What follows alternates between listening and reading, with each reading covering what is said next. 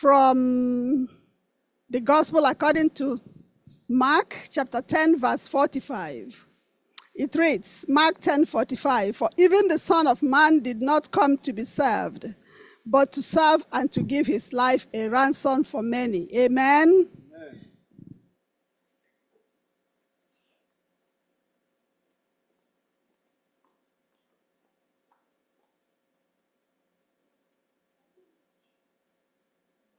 Happy Sabbath, everybody. Happy Sabbath. Today, lesson today is Teaching Disciples Part 2. Remember, we studied Part 1 last week. So, actually, this lesson today will be dealing with the book of Mark, chapter 10. And that is where our lesson is going to be based upon. Today's lesson will be dealing with marriages, divorce, riches, children, and healing. Remember, Christ deals with healing. So as we prepare this lesson this morning, remember, being disciples is we're going to learn that is one of what is going to lead us to enter the heavenly kingdom. As our brother, Elder Matthew, comes to teach us this lesson this morning, we have to be attentive and listen and see how these processes will take us to the heavenly kingdom. Let's pray. Our gracious and loving Father in heaven, our faithful Father, you remain faithful to the end. Father, we thank you despite all that we've been through this week. You made it possible for us to come and look into thy word, the meaning of discipleship. Lord, we are asking for the outpouring of that Holy Spirit. The second one that will open our mind this morning as our moderator brings this lesson to us, so that we will understand the reason why we are your disciples. And bless us this morning, bless the person bringing this lesson. And we thank you for continuing being our God. In Jesus' name we have prayed. Amen.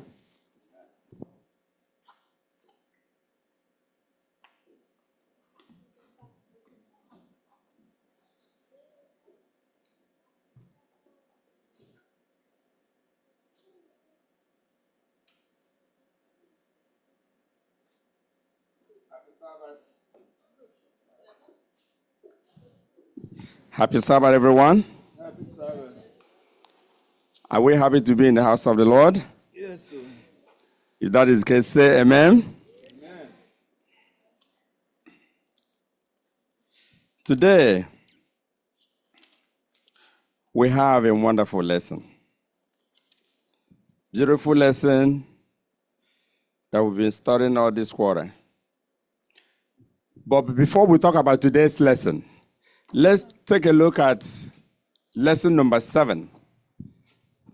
Lesson number 7, Christ teaching his disciples. Teaching his disciples, part 1. If we can recall, on that lesson, which Deacon Ihani Ezekiel moderated, he did a wonderful job. We learned that Christ was trying to manage his disciples. What he was trying to do is just to let them know him more, to understand him more, to let them know what was coming in the future. And for you to really understand someone, you have to clearly identify that person. So he was making a clear identification of himself to them.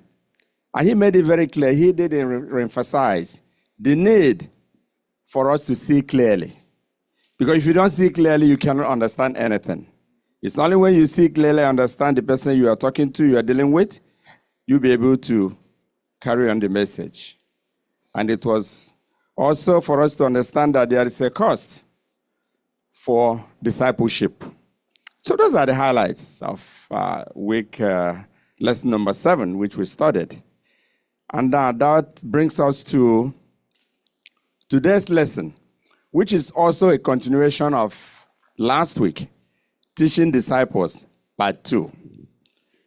Now, when you look at these lessons today, let's see the memory test, which is from the book of Mark 10, verse 45. It says, "For even the Son of Man did not come to be served, but to serve, and to give his life a ransom for many. Christ did not come to be served. He don't come to serve us, but we can that, he can serve all of us. So he didn't come for us to serve him, and he was serving us. So it was a very interesting memory test this morning. And in a nutshell, the introduction, it talks about Christ teaching his disciples. Christ was telling disciples in preparation of what is coming ahead, the need for them to overcome what is in front of them. Explains issues, things that are related to, cost of discipleship. Because being Christ's disciple is not free. It comes with a lot of things. So these are things that he was preparing them, at this time. And the Pharisees were arguing about a few things, which will go in detail, talking about divorce. They did discuss about the rich and the poor, talking about the healings, the blind. And, Mark was a keynote in this case. Mark did address so many of these issues, just such as marriages and riches and all that stuff. So the bottom line here is that, like it's probably written on the bottom of this introduction, it says, today, these lessons prepare the followers of Jesus, whether the disciples 2,000 years ago or disciples in 21st century, for the challenges that come with discipleship. So there are challenges that are coming, and that's what it was just preparing us for in this case. So they were listening, getting ready, knowing too well that's what is coming. That was the introduction. Now we move on to the main segment of the lesson, the Sunday. That talks about God's plan for marriage. God's plan for marriage. We all know that Christ himself was the one that witnessed the first marriage in Garden of Eden. The marriage between Adam and Eve. He was the first one to witness it. So he has a plan for marriage. Even though as human beings want to distort that plan, to change that plan, in this case, they were trying to trap Christ. They were trying to trick him into something, into agreeing to something that wasn't right at that point. It's not that Christ couldn't handle it, but Christ showed him that he was Christ by the way he handled it. Before we do that, let's read Mark chapter 10. Let's read from 1 to 12. That gives us the synopsis of the whole section here. Someone can read that. And he left there and went to the region of Judea and beyond the Jordan. And crowds gathered him again. And again, as was his custom, he taught them. And Pharisees came up and in order to test him, asked, is it lawful for a man to divorce his wife? He answered them, what did Moses command you? They said, Moses allowed a man to write a certificate of divorce and to send her away. And Jesus said to them, because of your hardness of heart, he wrote you this commandment. But from the beginning of creation, God made them male and female. Therefore, a man shall leave his father and mother and hold fast to his wife, and the two shall become one flesh. So they are no longer two, but one flesh. What, therefore, God has joined together, let no man separate. Amen. You see the kind of question they were asking. And they knew the answers to this question because they know what Moses told them. But they just wanted to trick Christ to see how he's going to conflict himself. If you remember correctly, at this time, remember Herod? Herod was, complicating issues at this time because Herod married his brother's wife, his brother Philip. He divorced his own wife and married his brother's wife. Now you're expecting Christ to come and say what was the right thing here. Even though Christ wasn't trying to stay away from it, but he addressed it differently. He referred that back to them. They said, even though Moses said, hey, give her the certificate and your wife is gone. He said, no. That certificate was just from your heart, from the bad feelings, for hardness of your heart. That's why you were able to do that. Because in marriage, if you love your wife, if you care for your wife, the best thing you do is not to give her the certificate. So it wasn't something that, Christ was able to deal with that time. But he answered that question. He told them, like the scripture rightly said, that, it's not for him to separate husband and wife. Because in the beginning, created man and woman. So why are you coming now to talk about this? And this section of the lesson talks about two schools of thoughts. One was the Shammai.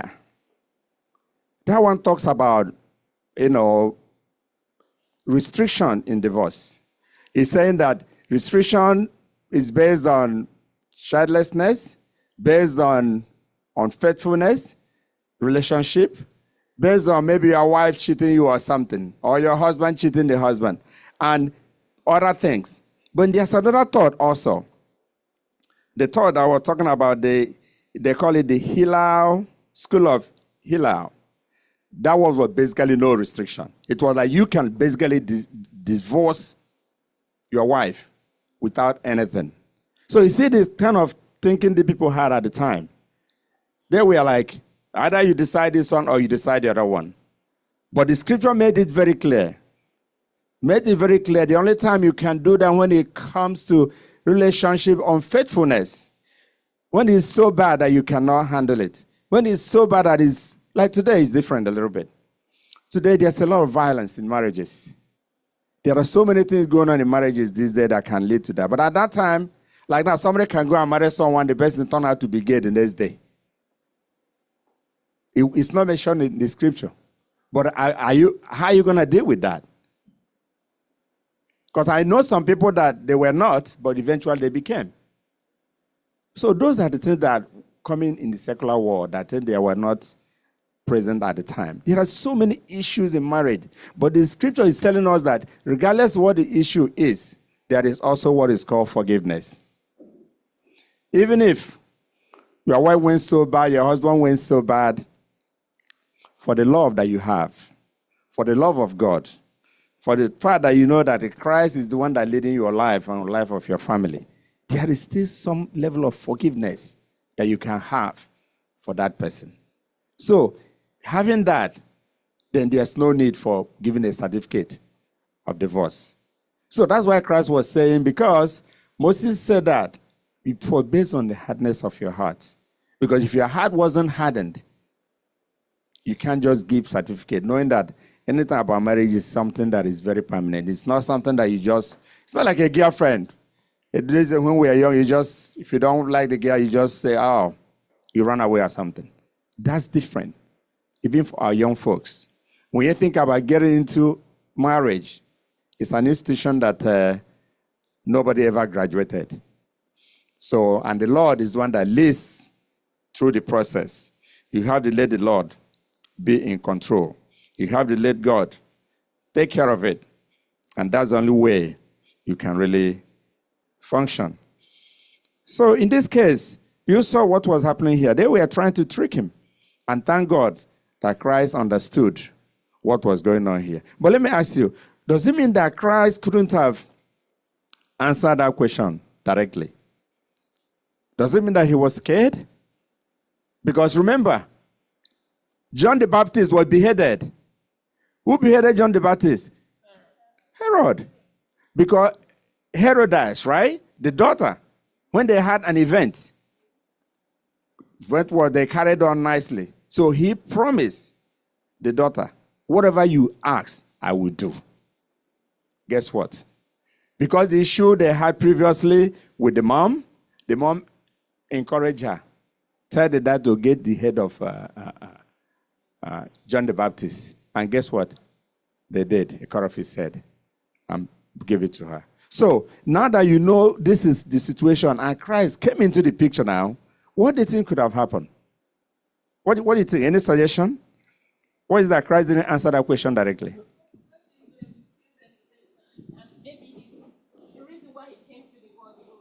Or a microphone.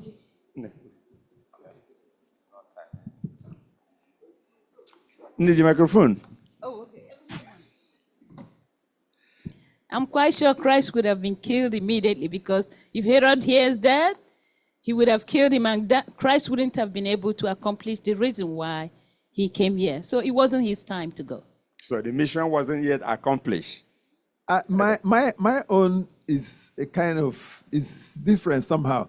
My concern is, how do we? The Bible says they were testing him. Today, how do we recognize when people are testing us?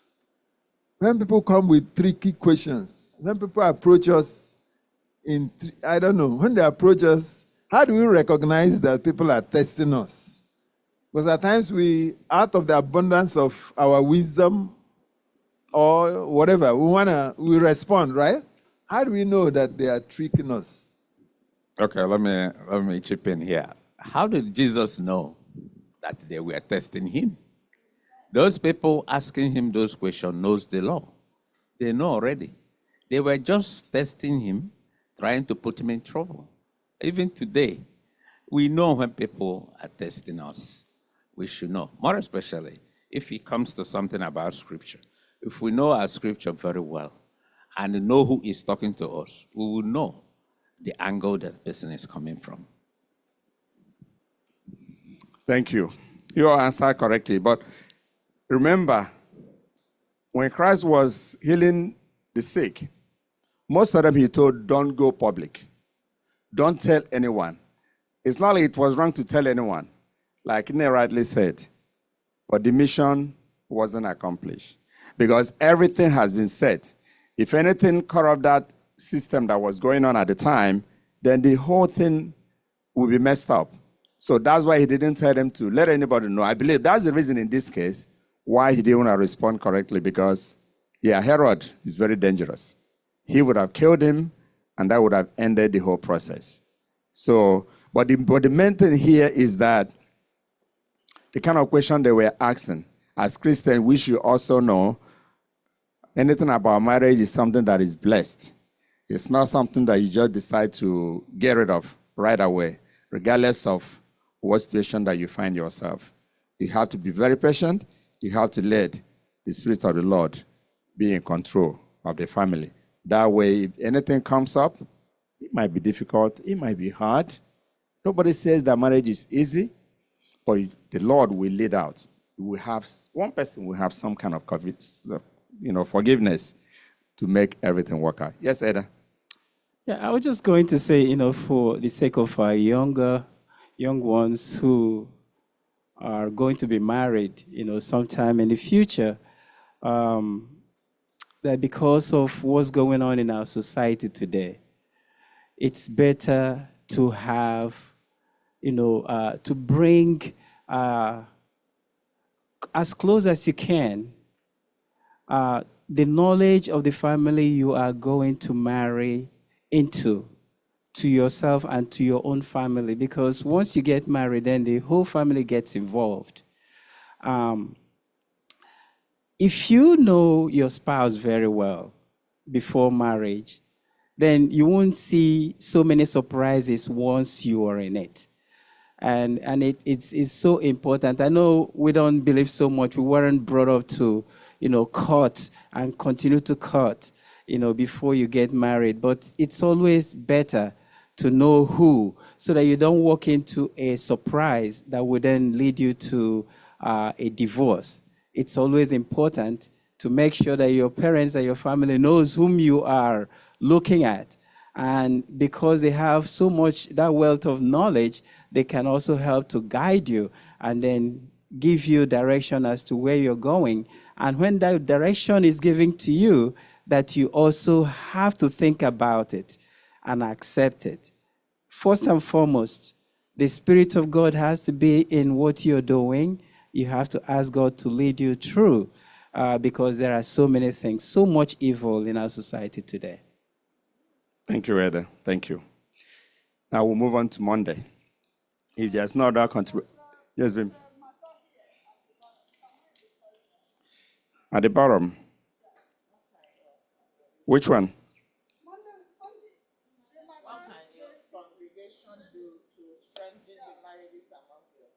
Okay, it says, what can your congregation do to strengthen the marriages among you? How do you help those whose marriages have already fallen apart? How do we help those? Are people whose marriage are already fallen apart?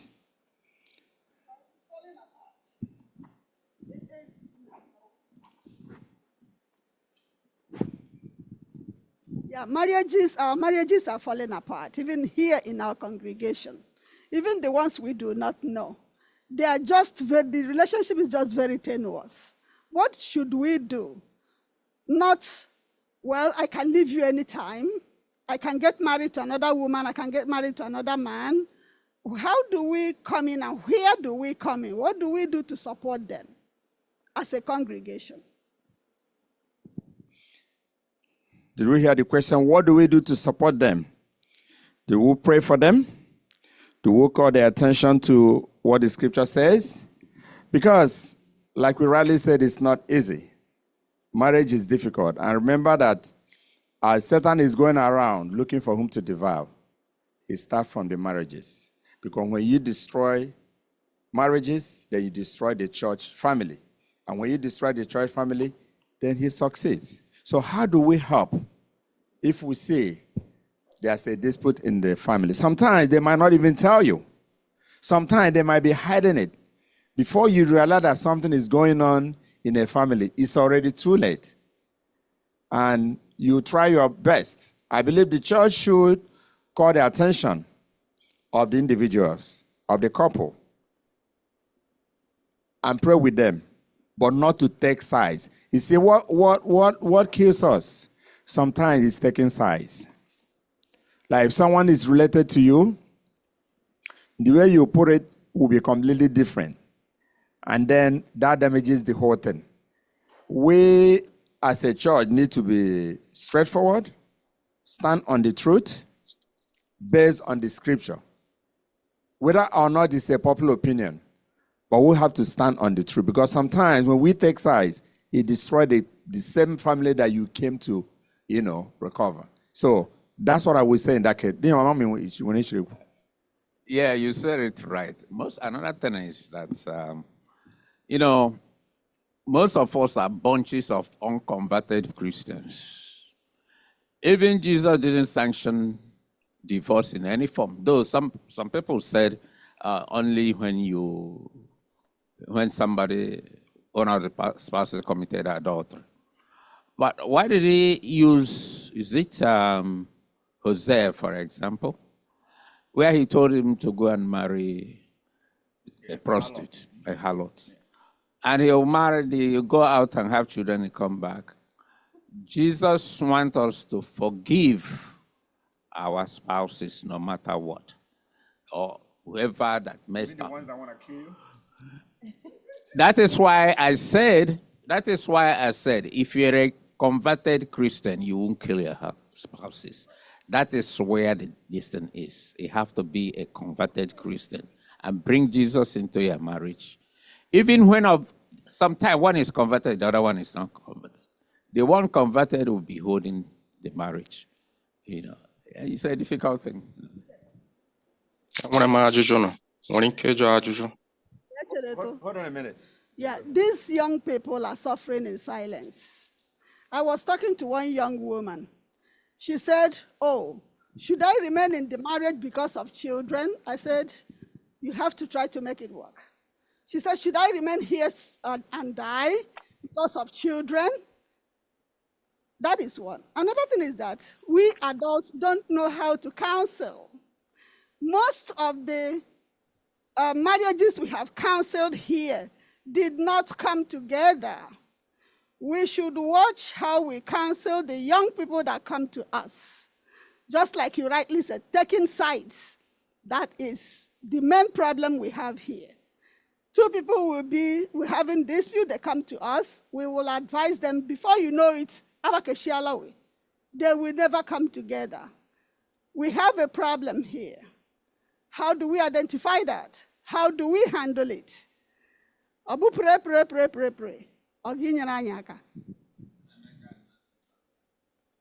Nemeka, go ahead.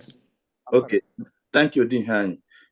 See, La California, Benania, somebody brought his wife for counseling, like a pastor. Pastor that counselor. In the course of counseling, Pastor Aluazie, the woman, divorced one Nikia. Or Bodwich, legacy man or one Nikia for counseling. See, the whole thing I wanted to say here is that the problem is the leadership. The spirituality of the church cannot rise above the spirituality of the leadership. If the leaders are not spiritual, it is so hard for people to have the confidence to come to you for counseling. Only can the in counseling, your family and do to you own them in the very first place. That's one. Because being your grandma and the Ludo, you have a neat relationship. More issue must family I can come to you. Mama's like he didn't an unbiased answer. I will come. But Obro said that la go I want to no Ludo, do to Japan can be a go name be man and do. Or is it possible? Only the in the law as well that he who comes to justice must come with clean hands. So Obro Lambiata to you, me le chade chikanya like Otoya that vikin jadem. Mjoma Roman and Biasa. Amalam and Guineam, I this idea what had you not together till this time, like William the idea. Then I come in confidence, I will come. But Obro Lord didn't do to and then all okay. So the leadership of the church has to rise, the spirituality of the leadership of the church has to rise above for you to cancel that person. Then Obro cancel cham cancel him, give every colondor, the Landecanania lady. Amelo to then H outside or Allah may be order. Yes. So up and down when there are but so the church itself in the pastors, the elders, the leadership of the church supposed to be in a place where people will revere them, where people will come on and say, I'm confidence in this person I'm going to visit. Some of the marriages and then the younger. Then another thing, when you were joining them together, who was the pastor joining them? I go through counseling, I go through marriage counseling. Or I go through marriage counseling. If you're having issues, go back to that pastor that joined you. There was something he knew about you when he was counseling you. Only Kiji help to bring you to it. But I want him that Pastor Choman join around once in a while. It's quite a long time. I ain't at last. But if you have issues, call Pastor Choma again. Only one word or two, or you that can join you people back together. Thank you. Thank you, Nemeka. That's a good one. Sister Nancy is on the line as well. Sister Nancy. Yes, happy Sabbath. Also wanted to, based on hey, brother Nemeka Lekukola, also like Adventist home book, be a very interesting book to have every family because there are many things that she talks about. Many of us didn't know before getting into marriage that can help younger ones. Things that they should know and things they shouldn't, because like you mentioned already, marriage are not perfect. But it's always up and downs. But if we have an idea how to handle some issue, that will solve a lot of problems that is marriage that today is having. But when we don't have any idea, then we might go to a wrong person, like you all have mentioned. Sometimes most advisors are the ones causing more problem in that marriage that were always almost getting back together. You see one person, and also mothers, men. There are many women in our churches that is so you cry, you cry, you don't even know what to say. That some women will come to with a love of a mother to advise them. Instead of them helping these young couples, they make things even more worse.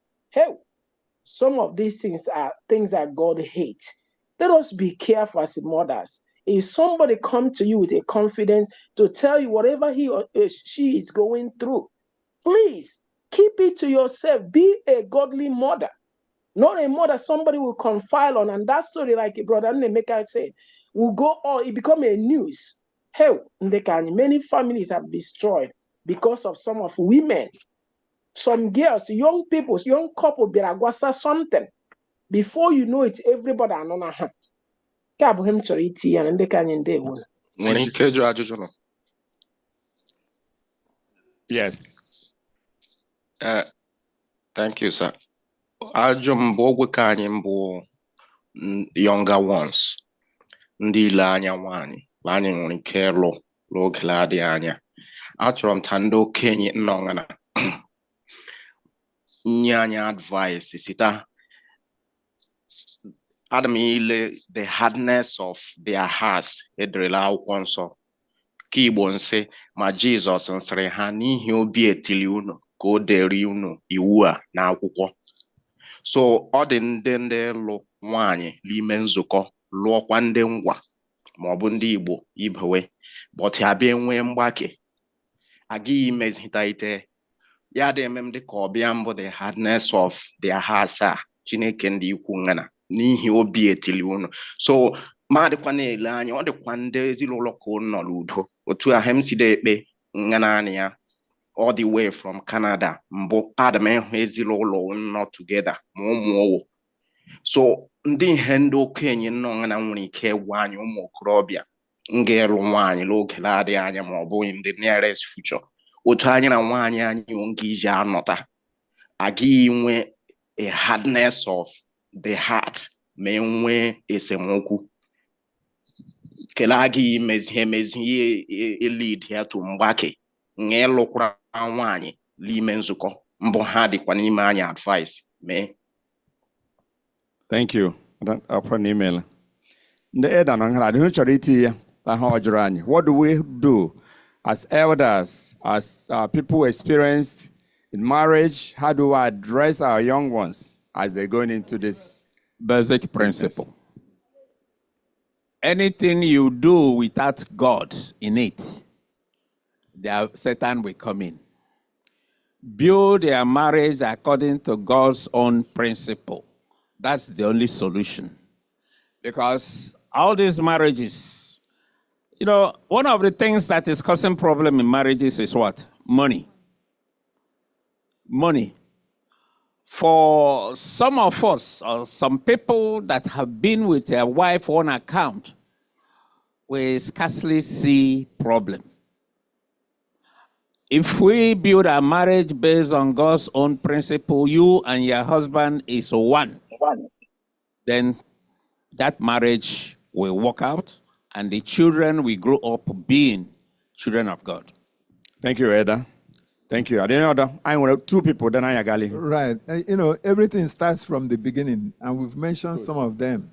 The Bere cited it, showing awareness. Know the family where you are going into, and start from day one to bind yourself together, do things together, put God first, and show forgiveness, just as somebody cited here. It must be there, and continue those basic principles that we have been told to love each other and to do God requests from us. Those are very essential. It starts from day one. Thank you. Sister Z.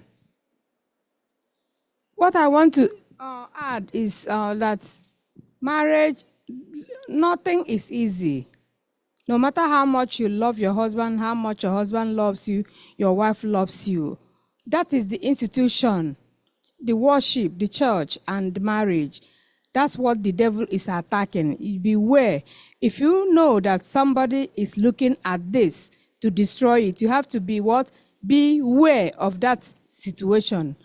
It will not be easy. Marriage needs a lot of perseverance. If you believe in the Lord, you love the Lord, you do everything right.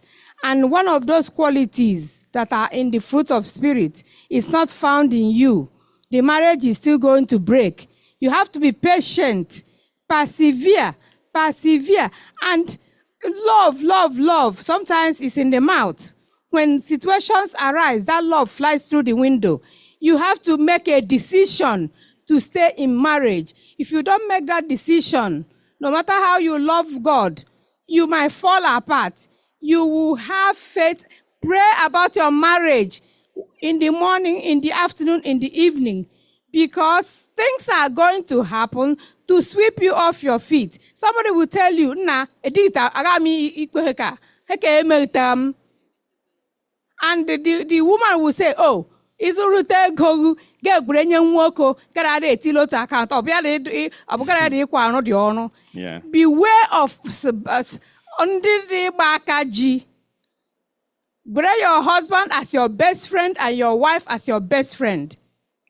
Thank you. Thank you. Good. 1 second. Okay, go ahead. No, I just wanted to say, because the question in the matter I discussed said, as a congregation, I know that Adventist Church, we have what is called family life. Church and I hope I'm family life. I say, gotta dig for seminar. In other churches, I see those things happening. These things helps to strengthen the marriage. When we come for family life trainings, when we have people come here and talk to us, we sit down, we listen, people contribute, people cite, give us examples. I think those things too, as a church, will help to strengthen our marriages. That's all I have to say. When Onejirajo Akafoka, hardness of heart. And over that, place Lamchoro a point out. Our hearts are hardened. And Hulilai Karangana Nia are all embedded in that hardness of heart. So in all our marriage, Gahula, your heart, the heart of your spouse are hardened. Kagonya adibege. Ogabu your duty to try and soften that heart. And Obhain say, may all that work that we do before we get to the altar, to make sure that that heart is melted and mellow before we get in there. Our hearts are hardened. We do not have love. Even though that we profess that we have love, there is no love because of that hardness of heart. So why we have to use Christ to continue to melt our hearts and then continue to position us in a way that we can love each other. Thank you. Thank you. I know the marriage section will take us more time. I know it's very important. Our time is running out. But I just want to say to the young man, look, I was a young man like you before I got married. Let me tell you something. It's practical. Before you think of getting married to someone, look at that person. If it is someone you truly love, if there are some features you like in a woman, and you don't see it in that woman, think about it. Because what happens is that once you get married, you start looking for other things. Think about those things that you like.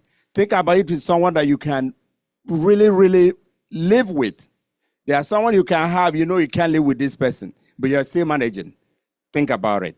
But if it is someone that you really cared for, that's where the forgiveness works. Because if you like someone, your wife provokes you, you look back and say, wow, that day, I'm the one that saw this woman. I liked her.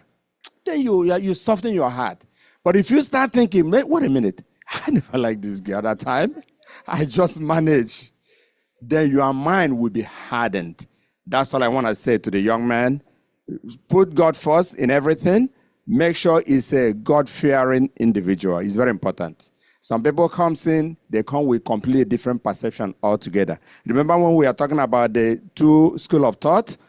People that say, hey, you can just divorce without any reason. Don't go in that direction. It's holistic. The Lord is the one that made the marriage work. Amen? Let's move on. We have Monday. Oh, my, a lot of us. Monday. Now, very quickly, we know how Christ cared about children. You know how Christ loved the children. In a nutshell, you know why Christ loved the children more? Why Christ is giving children as an example to us? Because look at, like Prince. Prince will do something to the sister. You know what? Prince will forget in the next 1 minute. He wouldn't hold that against her. She wouldn't hold anything against him. But guess what? If Ada provoked me, I'll be holding grudges. Maybe I'm going to think Ada must apologize to me. If not, I'm not even going to let go. That's why the Lord wants us to have that mind. We have to bring ourselves lower to the understanding of the children so that our heart can be softened. That way, we have a way up. If our heart is not softened, there's no way we can make it up there. In a nutshell, can we read Mark 10:13? 10:30 to 16. Then they brought little children to him that he might touch them. But the disciples rebuked those who brought them. But when Jesus saw it, he was greatly displeased and said to them, Let the little children come to me, and do not forbid them, for of such is the kingdom of God. As surely I say to you, whoever does not receive the kingdom of God as a little child will by no means enter it. Amen. Look at that. How can you enter heaven if your heart is hardened, like we have been talking about? I remember in those days, children were in the low social class in a sense that they didn't have much regard, especially the girls. They had more regard for boys, men, than women at that time. And as a matter of fact, most children that were disabled at childbirth or something, there were absolutely no regard for them. What they were doing at the time, some of them, they will take them in, even they heal them, they sell them as slaves. That's exactly what was good. They didn't have no regard for children at all. You remember there was the medical care at that time was like really bad. So a lot of kids had disability. If you have a child that has disability, you don't even want to bring that child closer. Nobody wants to see the child. There's no regard for that child. So you will say we even be hiding your child because of the society at the time. And when the Christ looked at all these things, that's why he was so displeased with the disciples. How can you stop the little children with clean hearts that were coming to me? But you yourself is hard with hardened spirit. So Christ wants us to have heart of children so that we have chance of making it to heaven. Because we can go with a preconceived mind, with our way of living, way of thinking, unforgiveness, because that's what he's basically talking about here. But children are ready to forgive at any time. If our mind is like mind of a child, we have hope of making it to heaven. So there's no question about that. There's something that let me see here. The last paragraph here says, here is the point. It is death of Christ that resolves human guilt. And then the grace of Christ and his resurrection are what empowers obedience to his commands. That's very important for us. The grace of Christ resolves human guilt for us. When we're in these situations, when we have all these issues, may our heart be calm, be softened. Because when we remember about it talks about the ruler too that came to Christ with sincerity and telling Christ, all the things that he did and all that stuff. But Christ really liked him. But when Christ tested him, he failed woefully. Because the Christ looks into our hearts. Like somebody was saying the other day, how does Christ know that these people, we are testing him? It's God. He looks into our hearts. Before we think he knows, before we even contemplate, he knows. So he knew exactly the intention of all those Pharisees when they were asking him that question. And as this gentleman came to him asking for help, how can he make it to heaven? And when he was told to sell everything he has, the lesson tells us that he was depressed, he was demoralized. But even though he didn't want to have to tell us if he actually did that, but he tells us that he left and he wasn't happy with that. So Christ is not against the rich. He's not against the poor either. He came for both. But this rich guy, look at his possessions. He couldn't let it go. What about us today? Is our possessions making us not to be like children? Is what we have making us not to humble ourselves like children? Is what we have keeping us that high that we cannot even bend down and look at what needs to be looked at? That's the main thing about this segment of the lesson today. I say here, the sequence, right? He says, how do these verses reveal the reality of God's grace in our lives, both justifying us and making us new people in him? So by doing this, by humbling ourselves, by doing what is right in his sight, by just listening to him, making our investment in heaven, because in heaven is where it happens. So That's what we have on the children, and the Lord loves the children, and we also should love them and think like them. You have any contribution? Yes, sir. There's something also, there's impression that's also in this lesson that is also telling us that when we do not allow children to come to Christ, we're also giving them the impression that heaven is not for them. This is not a place that they will be welcomed. So when we welcome children and allow them to come to Christ, they feel that sense of belonging, that heaven is also a part of what they should aspire for. Thank you, Ada. Now, the lesson mentioned also that we shouldn't be too harsh to them to drive them away. We have the tendency of maybe speaking harshly to them sometimes. We should turn it down, because all of us are bound for this heaven. They are also heirs of the kingdom. Let us bring them in as much as we can. And I want to add to that, we should always try to make children see that worshiping God is a delight, it's not a punishment. Because sometimes, just like one sister used to say, says, let them see God as the God who provided covering for Adam and Eve, and not the one that chased them away from the Garden of Eden. Sometimes the things that we say make people so afraid of being a Christian. It's like, oh, because I'm a Christian, I have to pass through tribulation, I have to pass through trials and temptation. We should also know that worshiping God brings happiness and joy and love. We should not always project it in a way that children see it as punishment. thank you. I was almost taking Tuesday and Monday at the same time, but let's talk a little bit more on Tuesday as well. The best investment. Our best investment is where? In heaven. Because the investment that we have here is not realistic. It can be destroyed, it can go away, but what we have in heaven is what? Everlasting. In a nutshell. So here it talks about, let's first of all, let's read Mark 10. Let's do 17 to 31.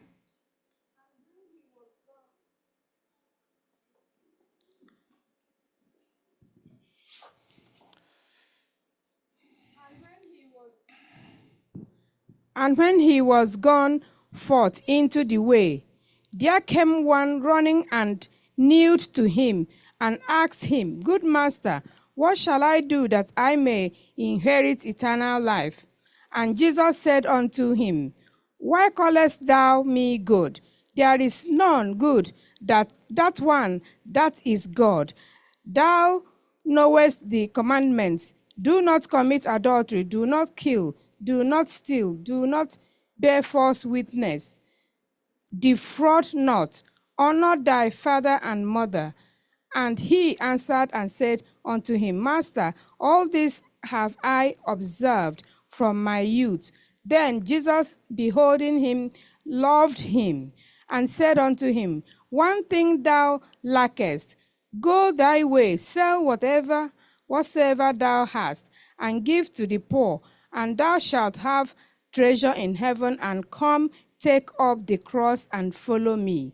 And he was sad at that saying, and went away grieved, for he had great possession. And Jesus looked round about and said unto his disciples, How hardly shall they that have riches enter into the kingdom of God?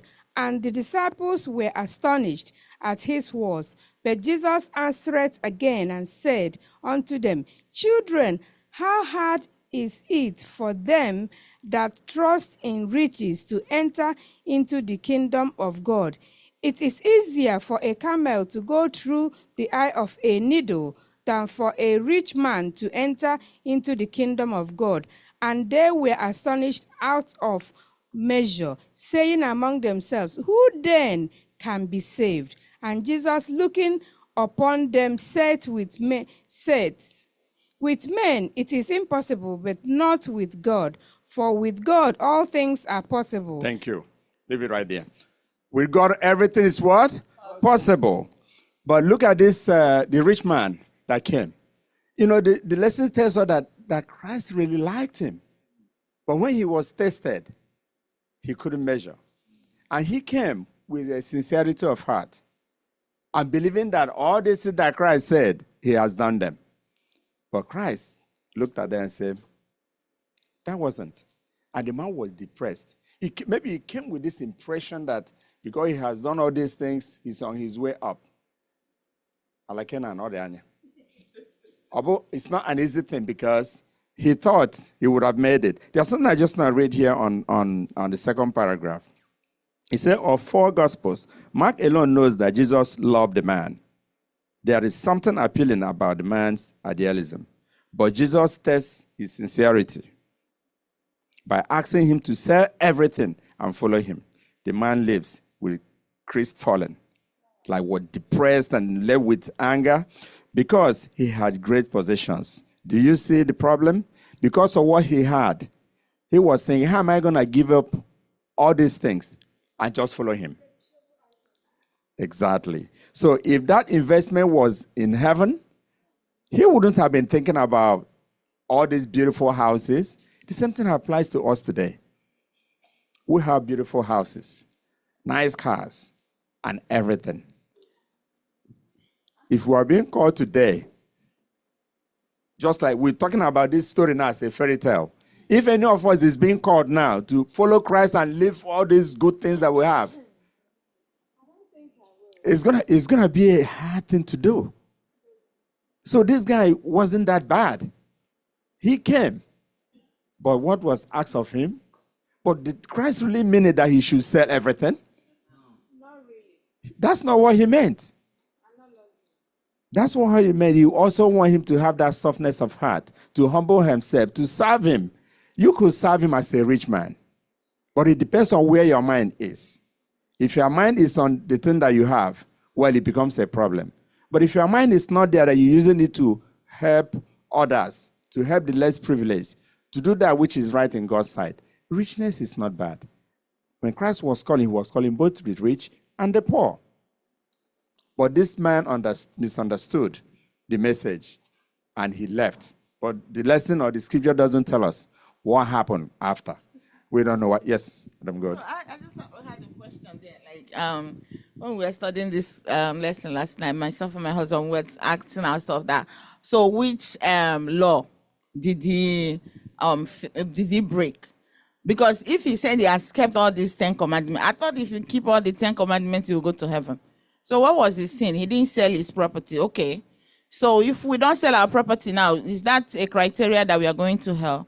If someone has kept all the 10 commandments, what is the sin again? I want to respond. It wasn't all the commandments. The commandments he was referring to were the ones we have relationship with fellow human beings, the ones that how we deal with other people. But his relationship with God was a problem for him, which he hasn't done. But guess what? Look at, in continuation of what was written here, he was not really keeping commandments. He broke the first one, placing something above God in his life. His riches were his idol. Do you see where the problem started? You see where it all started. It's not like he placed God first, because he placed his possessions. So he would have let go of those things and see. For us today, we should also think about that in our situations. To let go of what we have, to use it even to serve God and do for others what we expect God to do for us. That's what the lesson is basically. And I also think covetousness is one of it too, because if you have the mind to gather and gather and gather without placing your heart above to God, that's a sin also. Because when we read Mark 10:27. It's clear that we can't make it on our own. We can't make it to heaven by ourselves. We need God's grace to do it. So that's the bottom line of what we are talking about here. We need God's grace. We need God to help us, guide us in everything that we do. We'll put him first.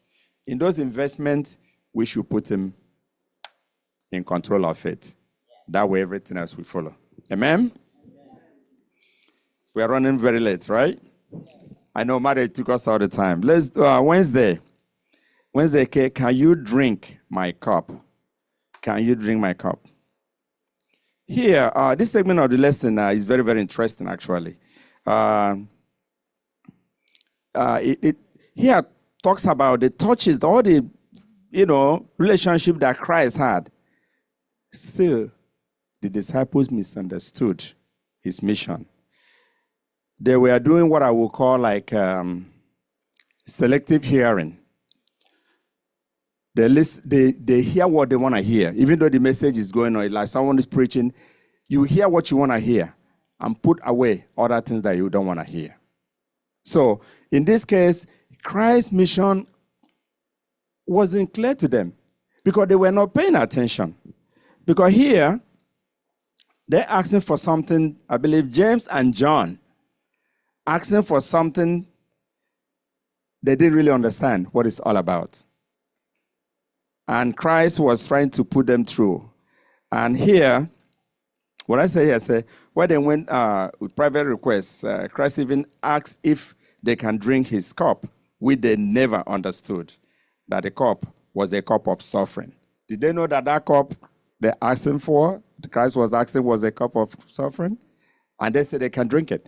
They just said literally like not understanding what Christ's mission was, and the baptism of Christ represented death and burial. So there was a lot of things involved here. Let's see what the scripture tells us. In Mark, let's go 10:32 to 45.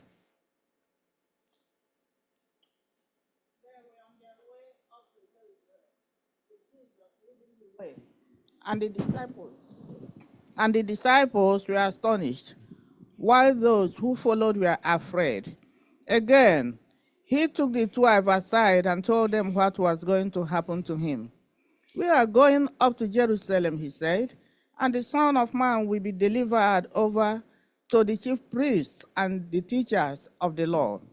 They will condemn him to death and will hand him over to Gentiles, who will mock him and spit on him, flog him and kill him. 3 days later he will rise. The request of James and John. Then James and John, the sons of Zebedee, came to him. Teacher, they said, we want you to do for us whatever we ask. What do you want me to do for you? He asked. They replied, let one of us sit at your right and the other at your left in your glory. You don't know what you are asking, Jesus said. Can you drink the cup I drink or be baptized with the baptism I am baptized with? We can, they answered. Jesus said to them, you will drink the cup I drink and be baptized with the baptism I am baptized with. But to sit at my right or left is not for me to grant. These places belong to those for whom they have been prepared. When the 10 heard about this, they became indignant with James and John. Jesus called them together and said, you know that those who are regarded as rulers of the Gentiles lord it over them, and their high officials exercise authority over them. Not so with you. Instead, whoever wants to become great among you must be your servant, and whoever wants to be first must be slave of all. Thank you, Dad. Do you see what is going on here? After Christ explained to them the process, what he was going to go through and what was going to happen, if they understood what he was saying, would James and John request for that? Do you see any connection here? Telling you, I'm going to go through this, I'm going to do this, I'm going to be killed, I'm going to be crucified and all that stuff. Then you ask me, Sister Ozzy, can one of my brothers sit on the right side and I sit on the left? So there's no connection between that question. That means they were tuned out. Their mindset was still on the political. Completely different on who's going to be first.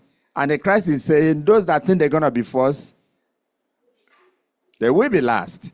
Because what they're thinking is completely, their mindset is not with the message. They had completely different concept, ideas, thoughts going through this process. So it's very, very important as Christians, we more humble ourselves, and treat others the way we like to be treated, and be fair and listen. We must be able to listen and understand. Just as we were talking about marriage, listening is very, very important. You should be able to listen. Regardless of what your partner is saying, listen. Digest it. It might make sense. Like in our culture, sometimes there's not much regard for women, but I think it's changing. People used to do whatever they want to do, the men. But we should be able to listen to our wives. But our wives should also be able to listen to your husband as well. It works both ways. And when you, by so doing, there will be an understanding. Because if there's no understanding, like we were reading about, drinking my cup, they didn't know what Christ was saying, but took it the other wrong way. They were doing something different. It's all about listening and understanding and following the word of God. And I pray that the Lord will guide each and every one of us as we do this. Amen? Man of God, you're going to give me more time. We spend time on marriage, right? Let's rush to Thursday. Thursday says, what do you want me to do for you? This question is very interesting. How many places was this question asked?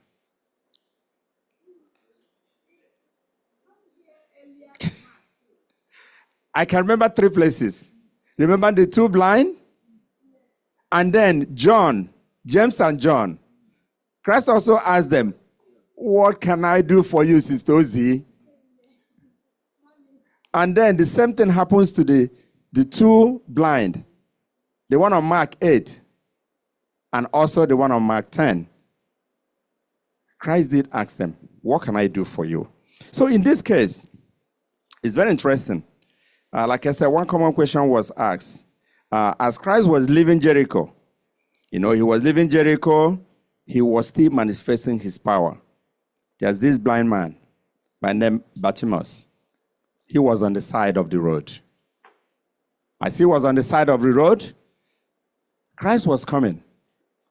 He said, Son of David, Christ from Nazareth. He started screaming. People wanted to silence me. Hey, you're making so much noise. He shouted even more. He shouted so much that as Christ was passing by, he stopped and said, call him. So they took him to Christ. Guess what? He left something.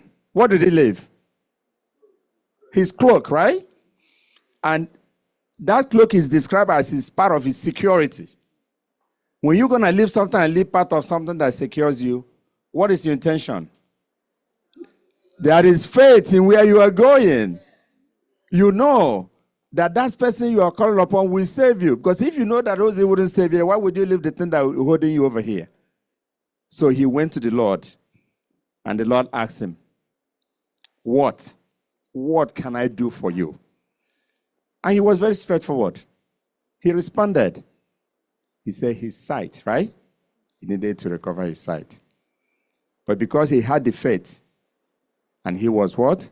Healed. Remember today when we pray, we might be praying for someone. If they're praying for you, you don't have the faith yourself. There is a problem with the prayer. All of us can pray all we want. But you yourself, the person that is concerned, doesn't have that faith. There is an issue. If this man didn't have the faith, do you think that he would have been healed? He couldn't have been healed. But look at what happened here. Can one tell me why is it 2 different perspectives here? The one on Mark 8:22, remember? The one that Christ called and said, bring him. Christ did what? Christ touched him. Christ even held his ear. Christ even walked away with him. But in this case, he didn't touch him. He only called him and spoke. What do you think is going on here? Anyone? Where's the microphone?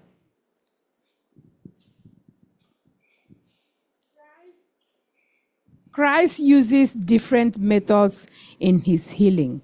And we are human. Sometimes we might not know why he's doing things differently. Like we talked about last night, he's not a showman. He changes the way he does things. He's not trying to please anyone. He does things as he feels like doing. Like he can speak from above to us here. Sometimes we pray, speak healing on my body, and I'll be healed. Because he spoke, and Jairus' daughter was healed, who wasn't even around. So depending on the situation, he uses whatever method. I cannot tell you now that I'm very sure how. Yeah, also, this man must have heard about Jesus because he heard and he pronounced it. He made the pronouncement, Son of David, have mercy on me. And he started running to him. That was when he said, help me. He opened his mouth and said, help me. So he had an insight about who Jesus was. Then Jesus asked him a specific question. What do you want me to do for you? So he said, heal me. Then he said, plus what my friend said. Amen. Amen. Yes. So it tells us that sometimes Christ did in a very special way. In the other case, in one of Mark 8, he was able to touch. Like today, when the elders pray, we usually hold to the person. It's another way of also providing that healing. So Christ was showing us different ways of doing all this.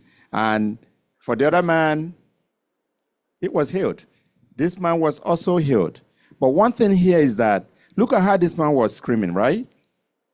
Have you gone through this in your life where you are screaming and something is telling you to stop? Meaning that you are praying constantly, but maybe you're getting tired of it. You're almost like giving up. But this man never gave up. It's a big lesson for all of us. Don't give up. Continue to call on him. No matter how long he stays, no matter how far he is, no matter who is around trying to distract you, continue to call on him. He will do what? He will answer you. As long as you have the faith. Yes, Madam God. I just wanted to say, my own understanding is that no situation is the same. Every situation is different. Sometimes also in our ministry, some people need extra push. Like you see how Jesus touched this person and he said he can't see well, and then he had to do that again. And some people in our ministry, we can continue to preach and preach and preach before the person will come to Jesus. Some people, the ministry might be very easy for us to do. So in every situation, in every encounter, in every person that we meet, it might take one step for some people, and for some others, it might be extra steps. Thank you. That's what is written here on the bottom here. It says, the two stories illustrate how discipleship is about seeing the world with new eyes. Sometimes not clearly at first, but always following Jesus in the way he leads. That way you will be able to see clearly. You know, before we leave today, I just want to leave you guys with one thing here. Remember when we were talking about the marriage? Remember, marriage is not something that you just let go. It's something that you put God first, and God will continue to lead you. God will guide you. God will protect you. God will do that which is right in his side. Or have forgiveness in your heart. Have that love. It's very important. And as you live today, few things that we should know. You know, for us to seek the God's kingdom, most likely we will counter all these challenges and difficulties along the way. We must possess some level of attitude like children. Some level of attitude like children would present. Always, you got to have that. If you don't have that, it's hardly that we can make it to heaven. And most likely, we have to maintain some principles in our minds. And that way, the Lord will continue to guide us. The Lord will continue to lead us. The Lord will continue to do that which is right in his sight. In Jesus' name. Amen.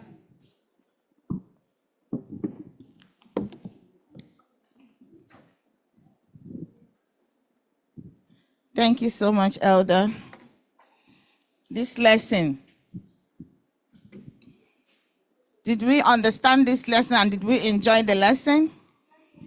One thing we are taking home today in our families, in our children, and everything around us. Thank you so much, sir. I pray that the Lord will continue to bless your ministry in Jesus' name. Amen. Our time is fast spent. It is time for our Sabbath School expense offering. I urge you to please dip your hand in your pocket and support the affairs of the Sabbath School. Know that as you are giving to the Lord, and the Lord will continue to bless you as you give today in Jesus' name. Amen. Mamlo siralo magamala nala kachama. Amala nala kachasi mambemlo siralo. Mamlo siralo magamala nala kachama. Memlo siralo. Ebe Jesus beze budaya neruari. Mala na la kachasi mambem lo siralo ebe maram ebe bibiam ne bubundi meriruwa aga mala na la kachasi mambem lo siralo ebe maram ebe Yamanye Bubundi Meriruwa Hagamala Nala Kachasima Memlo Siralu. Amen. Before I sit down, I would like to welcome the visitor in our midst. We have our elder brother sitting over there. Sir, can you stand up and tell us where you're coming from? Okay. Oh, okay. Okay, and your name, sir? My name is Louis. Mr. Louis. It's a very difficult name for somebody to understand. My first name is Vivian. Oh, okay. Vivian Lewis. Okay. Yes, Vivian. Okay. Lewis. Okay, thank you, They sir. say it's a woman name, so Yeah. it gives me a hard time when I go sometimes. Yes. Yes, okay. You are welcome, sir. This is First Igbo Seventh-day Adventist Church, and it is your home anytime you're around here. We encourage you to please come and worship with us. Those who are sitting around him, can you give him a warm handshake? You are welcome, sir. We pray that the Lord will bless you and bless your family in Jesus' name. Amen.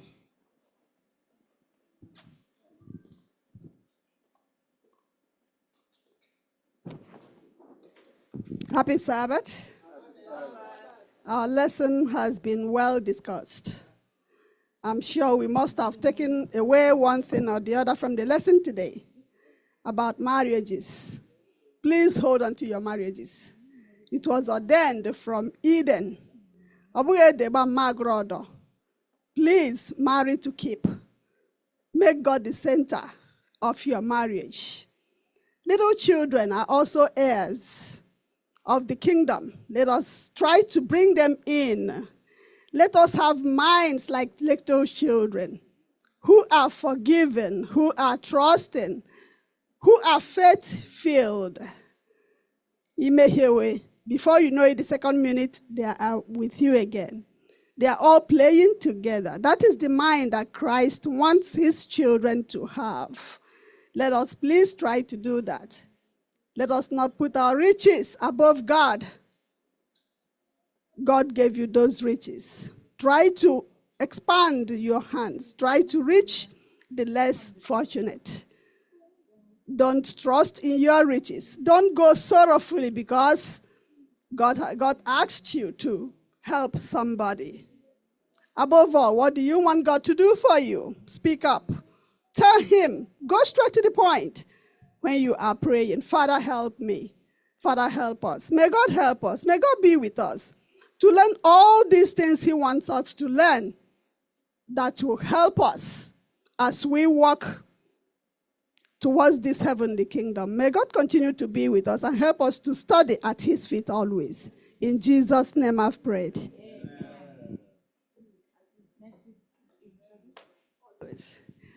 Next week will be, the quarter is almost gone, lesson 9, Jerusalem controversies. Jerusalem controversies. This is going to be another interesting lesson. And the memory text will be taken from Mark chapter 11, verse 25. Please study. Please study your lessons for next Sabbath. Amen. May we all rise as we bring the Sabbath school to a close by singing from SDAH 361. SDAH 361. Have this, the shepherd's voice I hear. Hark this the shepherd's voice I hear out in the desert dark and drear. Hark this the shepherd's voice I hear out in the desert dark and drear, calling the sheep of God astray, far from the shepherd's fold away. Bring them in, bring them in, bring them in from the fears of sin. Bring them in, bring them in, bring the wanderers to Jesus. Who go and help the shepherd's kind, help him the wandering ones to find. Who bring them back into the fold, where there'll be shelter from the cold. Bring them in, bring them in, bring them in from the fears of sin. Bring them in, bring them in, bring the wanderers to Jesus. Bring the wanderers to Jesus. Out in the desert, hear their cry. Out on the mountain, wide and high. Hark, this the Master speaks to thee. Go find my sheep, wherever they be. Bring them in, bring them in, bring them in from the fields of sin. Bring them in, bring them in, bring the wanderers to Jesus.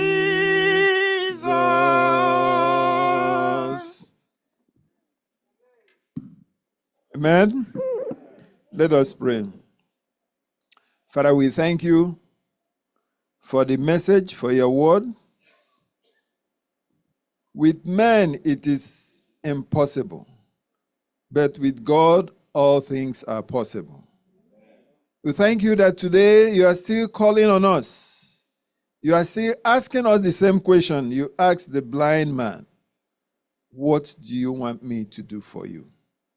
For all those who have gathered here today and those who are online, worshiping you today, may we be able to respond our needs to you. May we be able to present our request to you. May we be able to give you our petition today.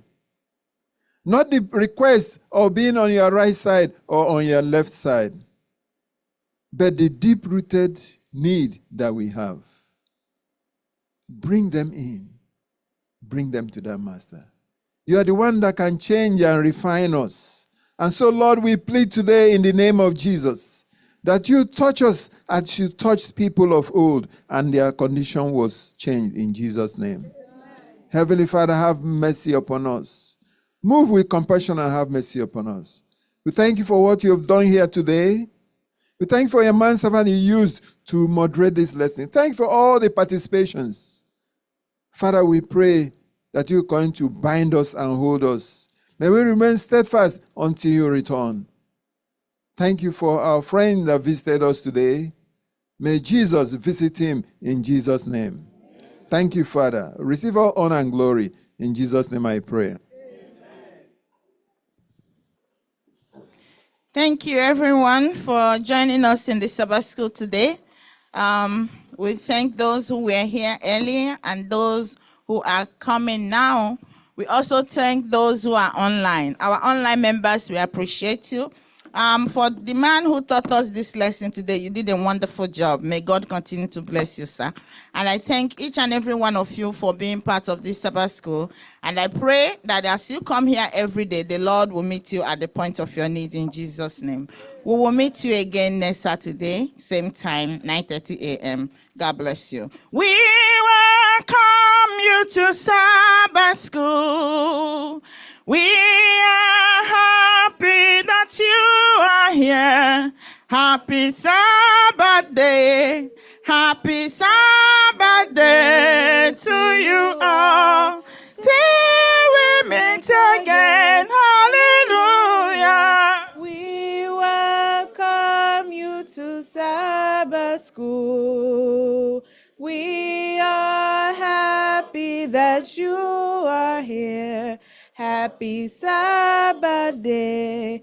Happy Sabbath day to you all. Till we meet again.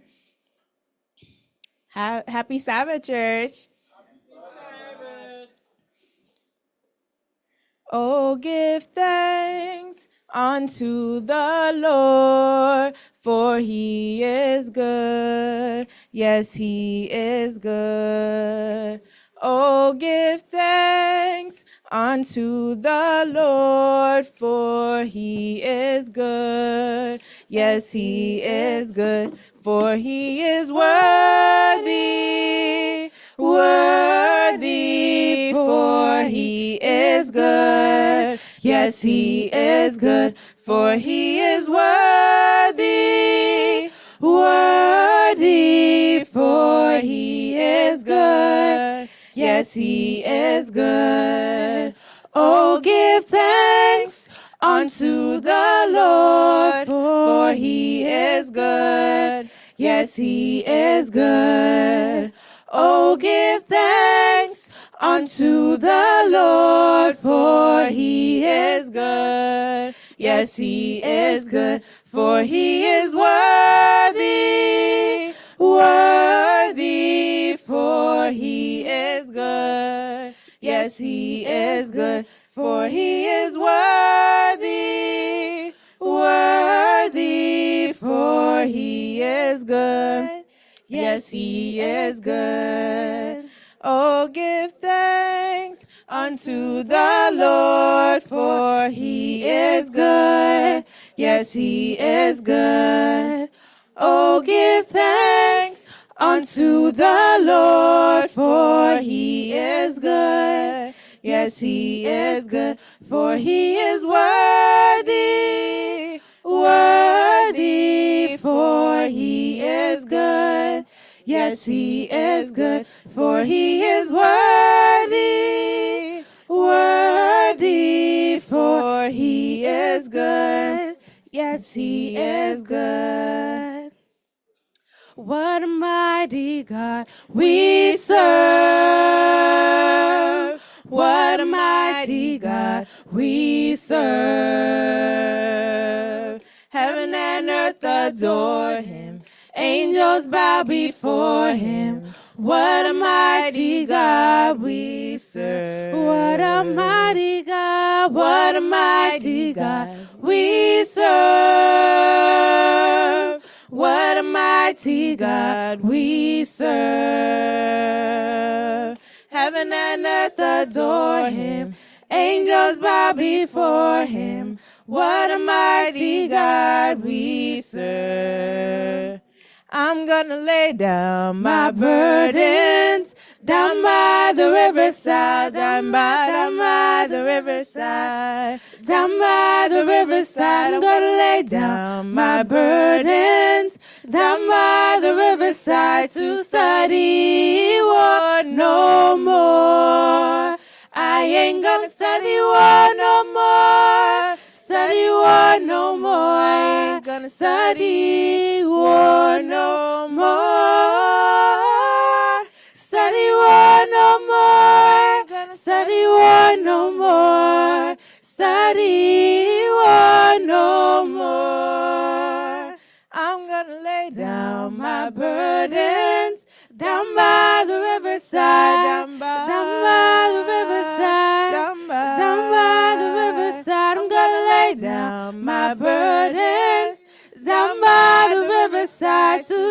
study war no more. I ain't gonna study war no more. Study war no more. Study war no more. Study war no more. Study war no more. Study war no more. This light of mine, I'm gonna let it shine. This light of mine, I'm gonna let it shine. Hallelujah. This light of mine, I'm gonna let it shine. Let it shine. Let it shine. Let it shine. Don't let Satan blow it out. I'm gonna let it shine. Don't let Satan blow it out. I'm gonna let it shine.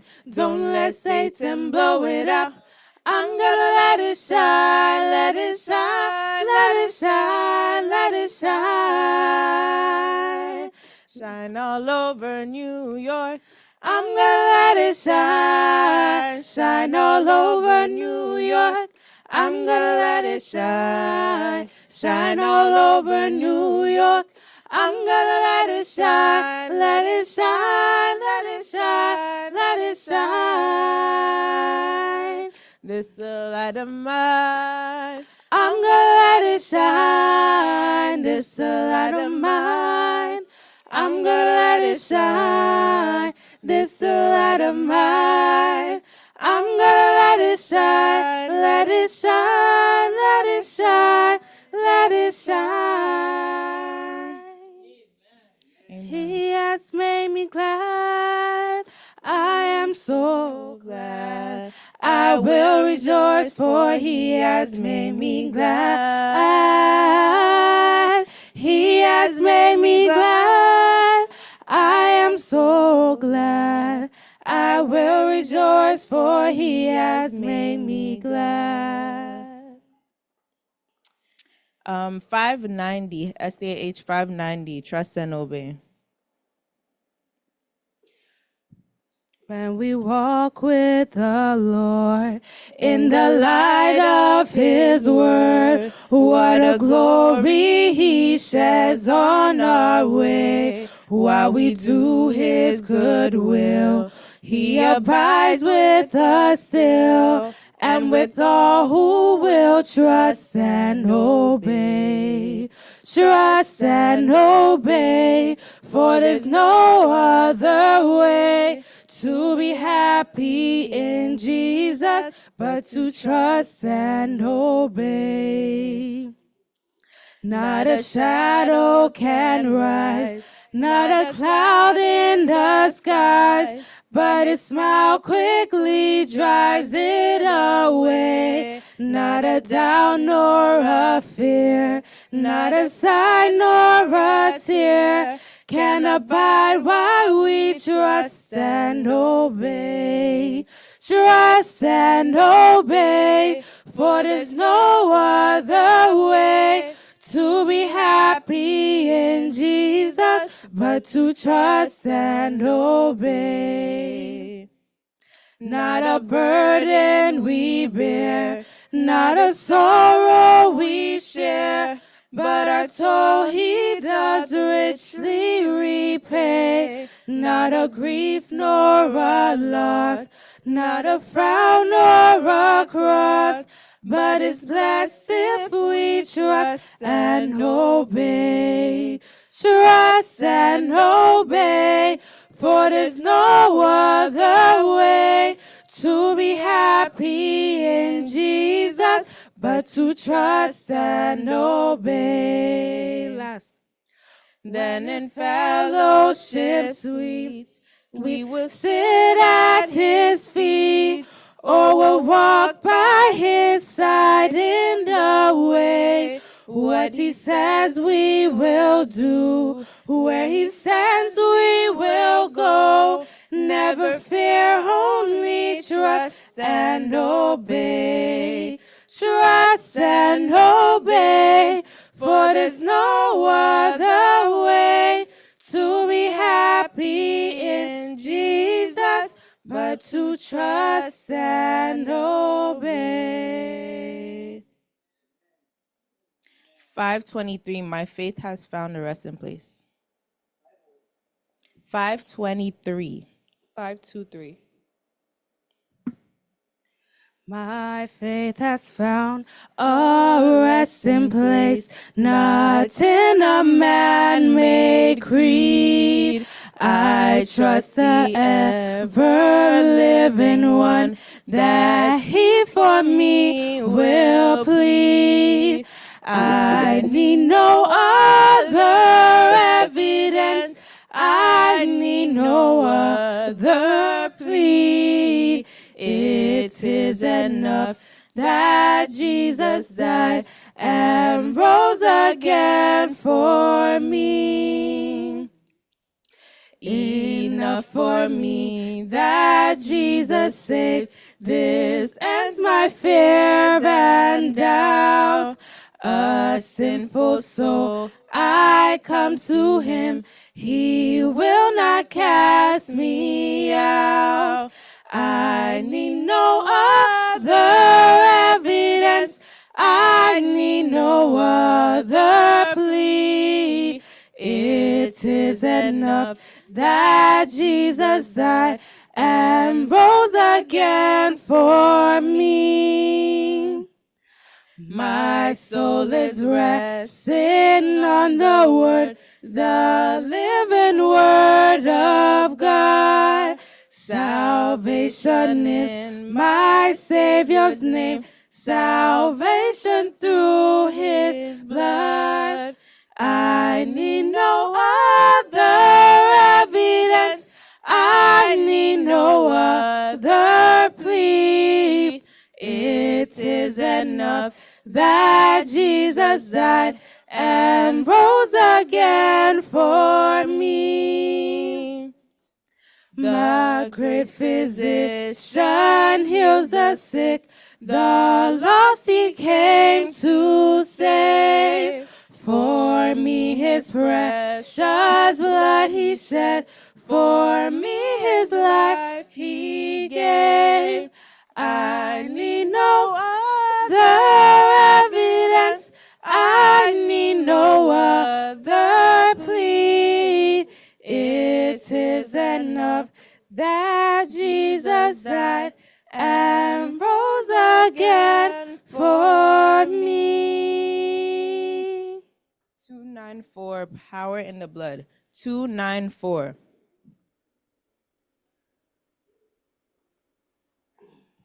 Would you be free from the burden of sin? There's power in the blood, power in the blood. Would you do evil a victory win? There is wonderful power in the blood.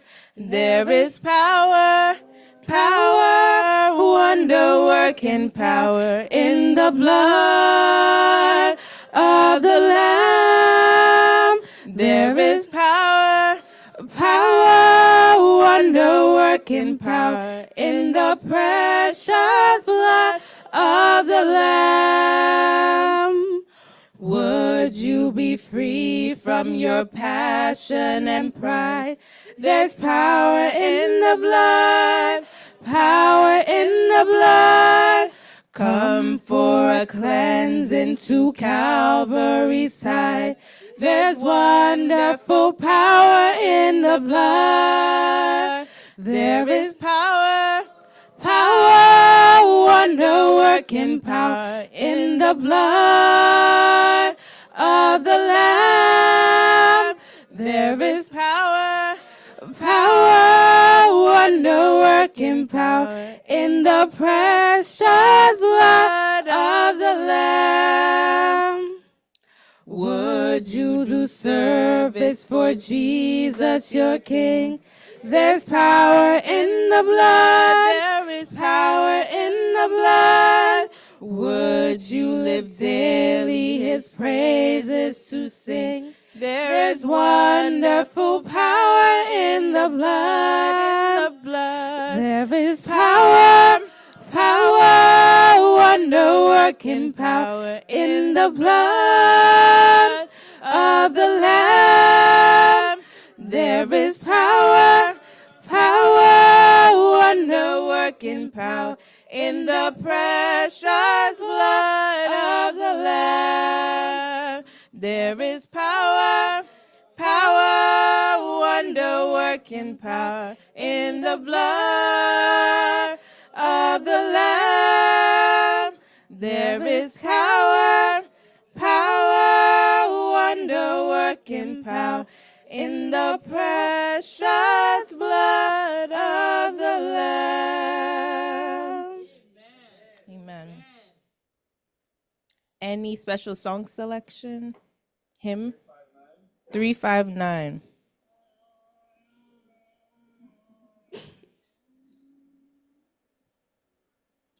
Hark the voice of Jesus calling. Hark the voice of Jesus calling. Who will go and work today? Fields are wide, the harvest waiting. Who will bear the sheaves away? Loud and long the Master calleth, rich reward he offers free. Who will answer gladly, saying, Here I am, O Lord, send me. If you cannot cross the ocean and the heathen lands explore, you can find the hidden error. You can help them at your door. If you cannot speak like angels, if you cannot preach like Paul, you can tell the love of Jesus. You can say he died for all. If you cannot be the watchman standing high on Zion's wall, pointing out the path to heaven, offering life and peace to all. With your prayers and with your bounties, you can do what heaven demands. You can be like faithful Aaron, holding up the prophet's hand.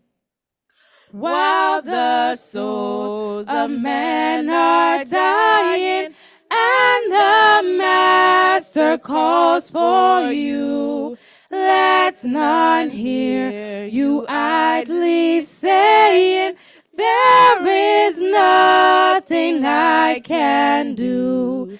Gladly take the task he gives you.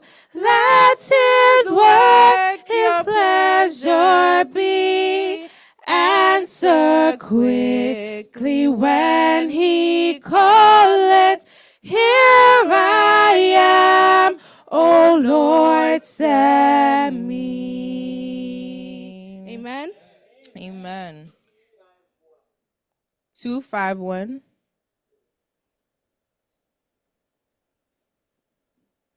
He lives. I serve a risen Savior. He's in the world today. I know that he is living, whatever man may say. I see his hand of mercy. I hear his voice of cheer. And just the time I need him, he's always near. He lives, Christ Jesus lives today. Oh, he walks with me and talks with me along life's narrow way. He lives, salvation to impart. You ask me how I know He lives. He lives within my heart. In all the world around me, I see His love and care. And though my heart grows weary, I never will despair. I know that He is leading through all the stormy blasts. The day of His appearing will come at last. He lives, Christ Jesus lives today. Oh, He walks with me and talks to me along life's narrow way. He lives, salvation to impart. You ask me how I know He lives. He lives within my heart. Rejoice, rejoice, O Christian, lift up your voice and sing. Eternal hallelujah to Jesus Christ the King, the hope of all who seek Him, the help of all who find. None other is so loving, so good and kind. He lives, Christ Jesus lives today. Oh, He walks with me and talks to me along life's narrow way. He lives, salvation to impart. You ask me how I know He lives. He lives within my heart. Amen. Yes, Bunny. 300. Rock of ages, cleft for me. Let me hide myself in Thee. Let the water and the blood from Thy riven side which flows be of sin the double cure. Cleanse me from its guilt and power.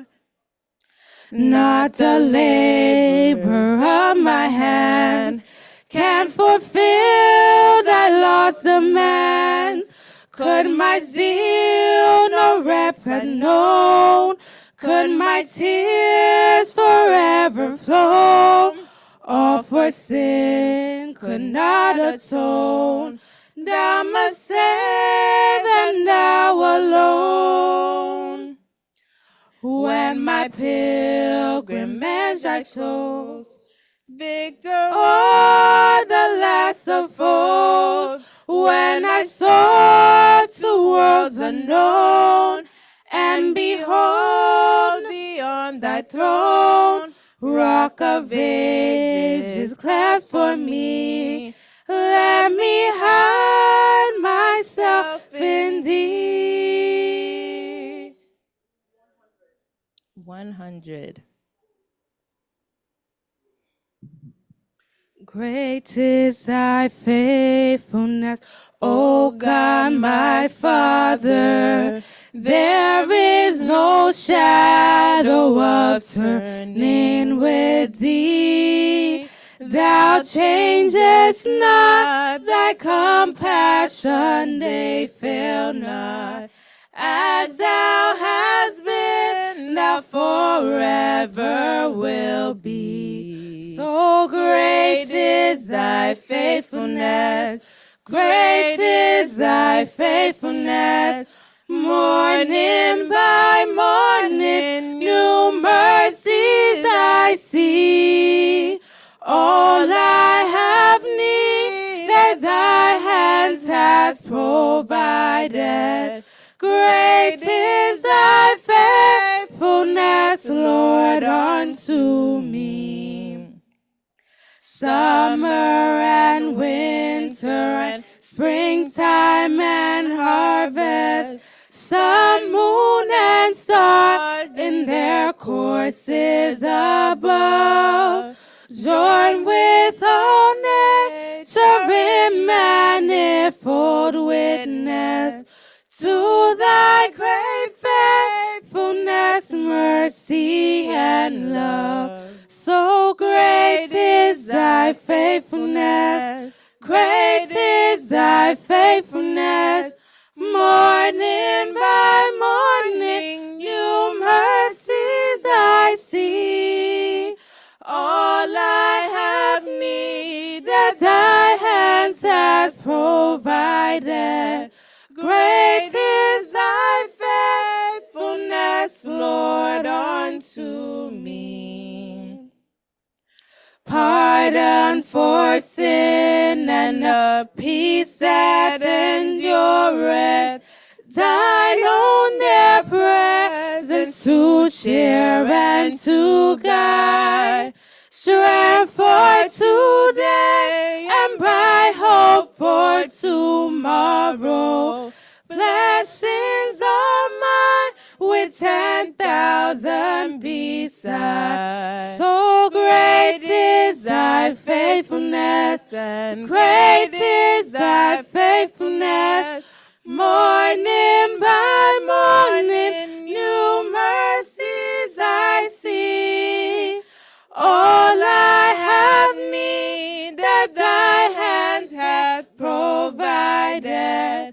Great is thy faithfulness, Lord, unto me. 86.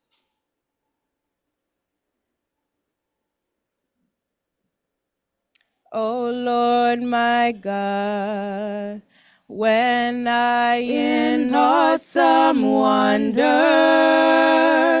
consider all the worlds thy hands have made, I see the stars, I hear the rolling thunder, thy power throughout the universe displayed. Then sings my soul, my Savior God, to thee. How great thou art, how great thou art. Then sings my soul, my Savior God, to thee. How great thou art, how great thou art. When through the woods and forest glades I wander, and hear the birds sing sweetly in the trees. When I look down from lofty mountains' grandeur, and hear the brook, and feel the gentle breeze, then sings my soul, my Savior God, to thee. How great thou art, how great thou art.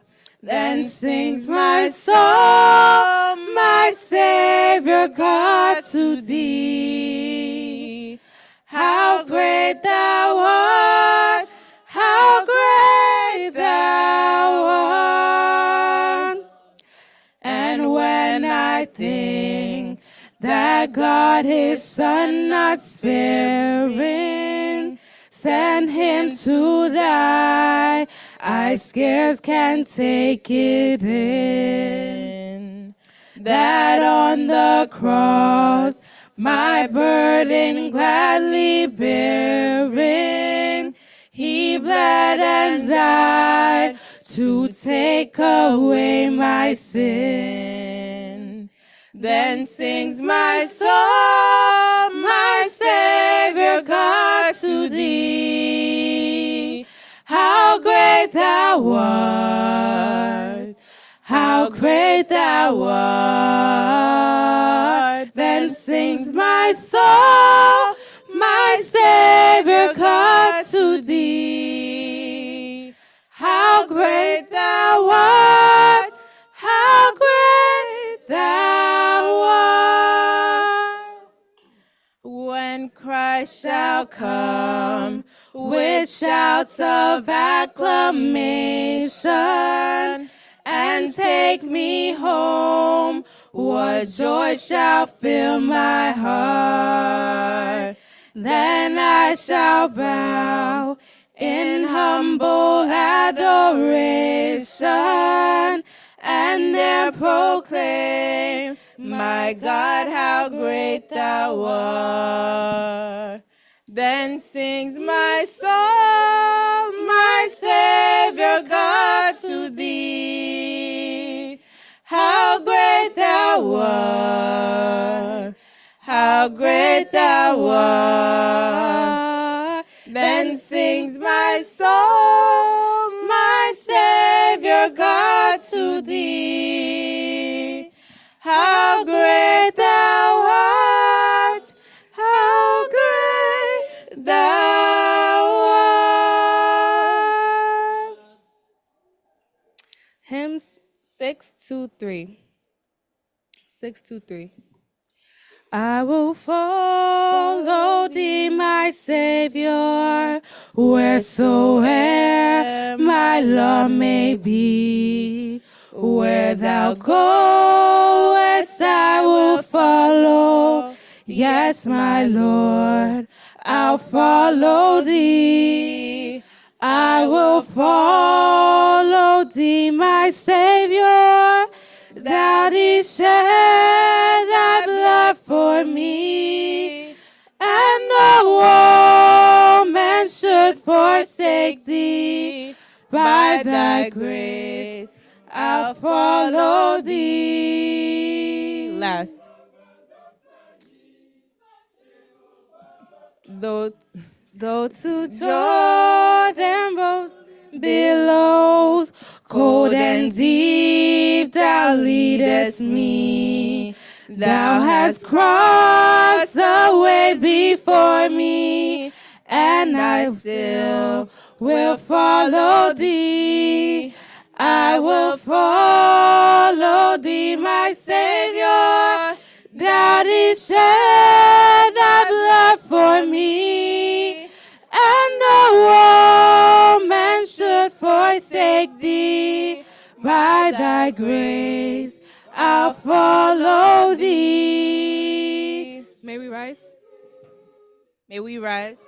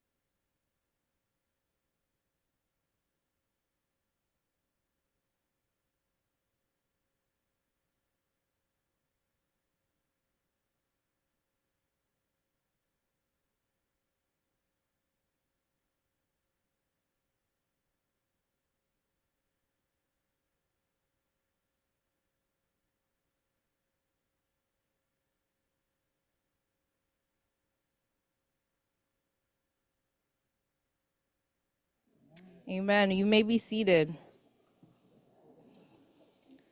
These are our announcements for today. Let us remember the bereaved families and that the Lord will comfort and console them. Let us also remember our sick and short-term members. May the Lord continue to grant them healing. Amen. The renovation of our church building is still going on, and we plead for your understanding and cooperation as we continue to worship in this fellowship hall until the renovation work is completed. Please show your support by donating generously to the building fund. We thank God for the wonderful education week of prayer that was concluded last Sabbath. We also thank God for Pastor Guataringa as he also sends his appreciation to the church. We also thank the education ministry for their wonderful ministry. Let us continue to pray for all our students and that the Lord will grant them a blessed school year. Amen. The Women's Ministry Week of Prayer will not begin tomorrow. It will be rescheduled for a later date. Men's Ministry meeting will be tomorrow at 10 a.m., hosted by Deacon Uche Unjaku. Wednesday, midweek of prayer starts at 8 p.m. Friday, vesper service on Friday at 7 p.m., and Sabbath service is 6 p.m. These are held on our church Zoom platform. The daily prayer is at 9 a.m. and 9 p.m. on the church prayer line. Everyone is invited to attend these programs. Our Enzani will hold on September 14th at Live in Faith SDA Church. Everyone is encouraged to attend. God bless us as we endeavor to attend. May the Lord bless these announcements. Amen.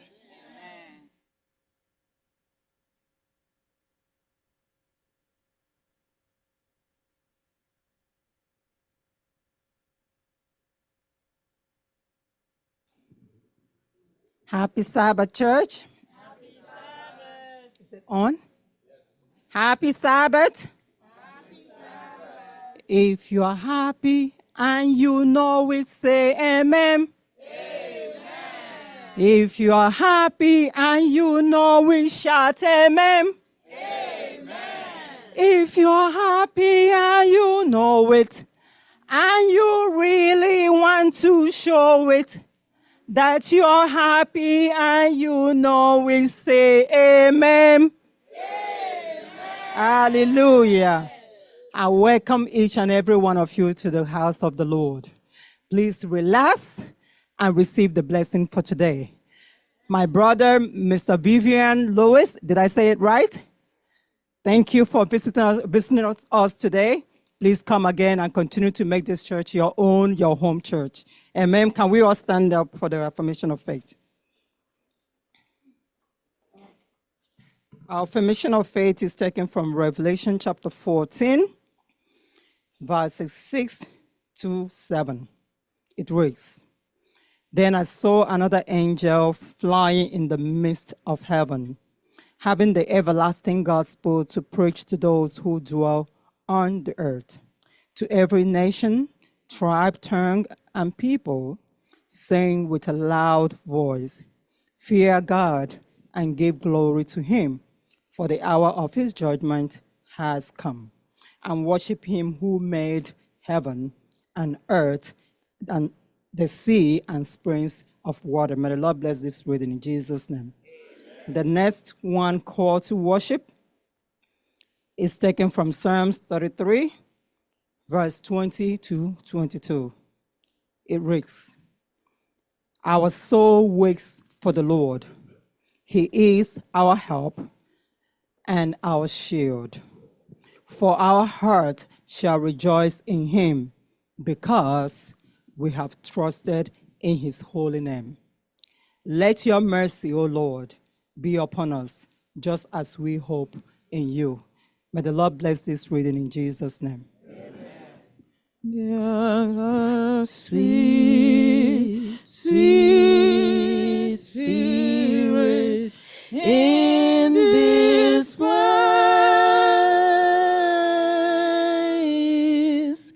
and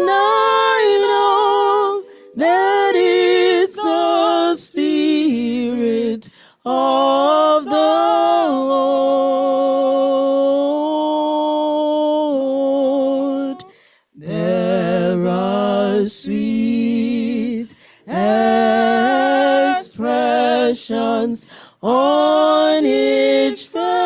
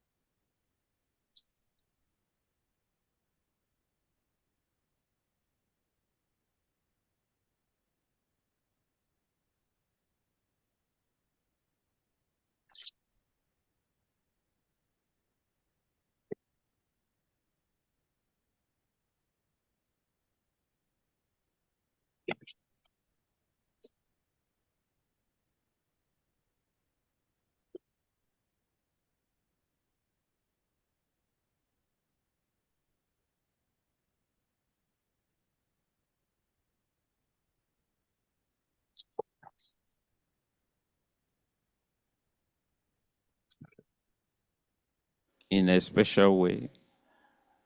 There are somebody in the hospital, Holy Father, that had surgery. We thank you for successful surgery. I'm praying that the aftercare, you will complete it and make her come home safely in Jesus' name. At this time, Holy Father, we present the speaker of the hour. Cover him now with the power of your Holy Spirit. That the word coming through him to us today, Holy Father, will speak to our hearts and our soul in such a way that it will draw us near to your kingdom. This week, in the name of our Lord Jesus Christ, our Lord. Amen. Amen. Hear our prayers, O Lord. Hear our prayers, O Lord. Incline thine ears to us and grant us thy peace.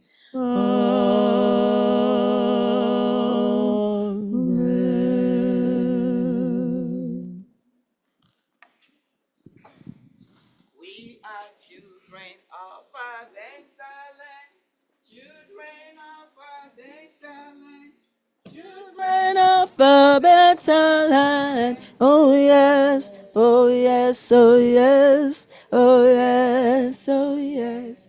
Anyị bụ mentankalama, mentankalama, children of a better land. Oh yes, oh yes, oh yes, oh yes, oh yes. We are children of a better land. Children of a better land.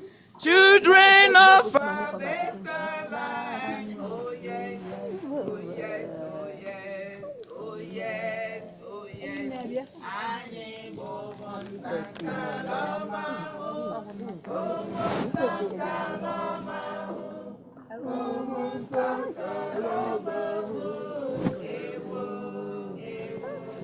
People should say happy birthday. Say happy birthday to my baby.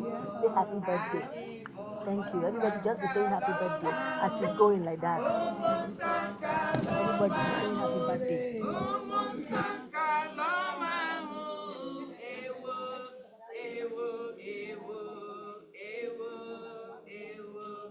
We are children of our better land. Children of our better land. Children of our better land. Oh yes, oh yes, oh yes, oh yes, oh yes. Thank you. Amen.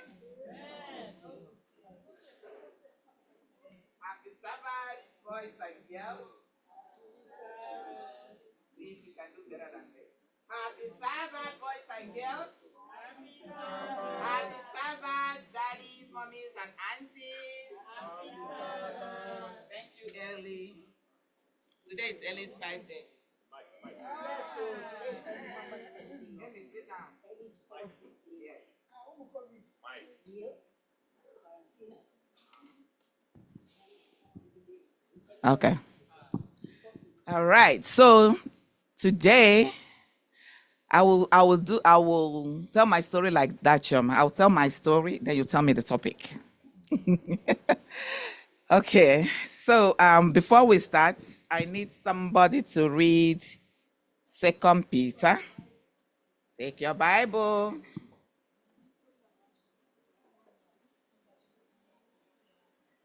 Is this first or second?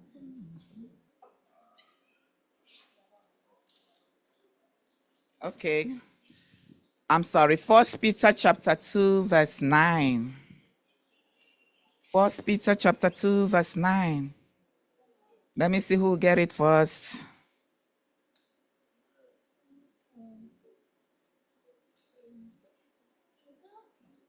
First Peter.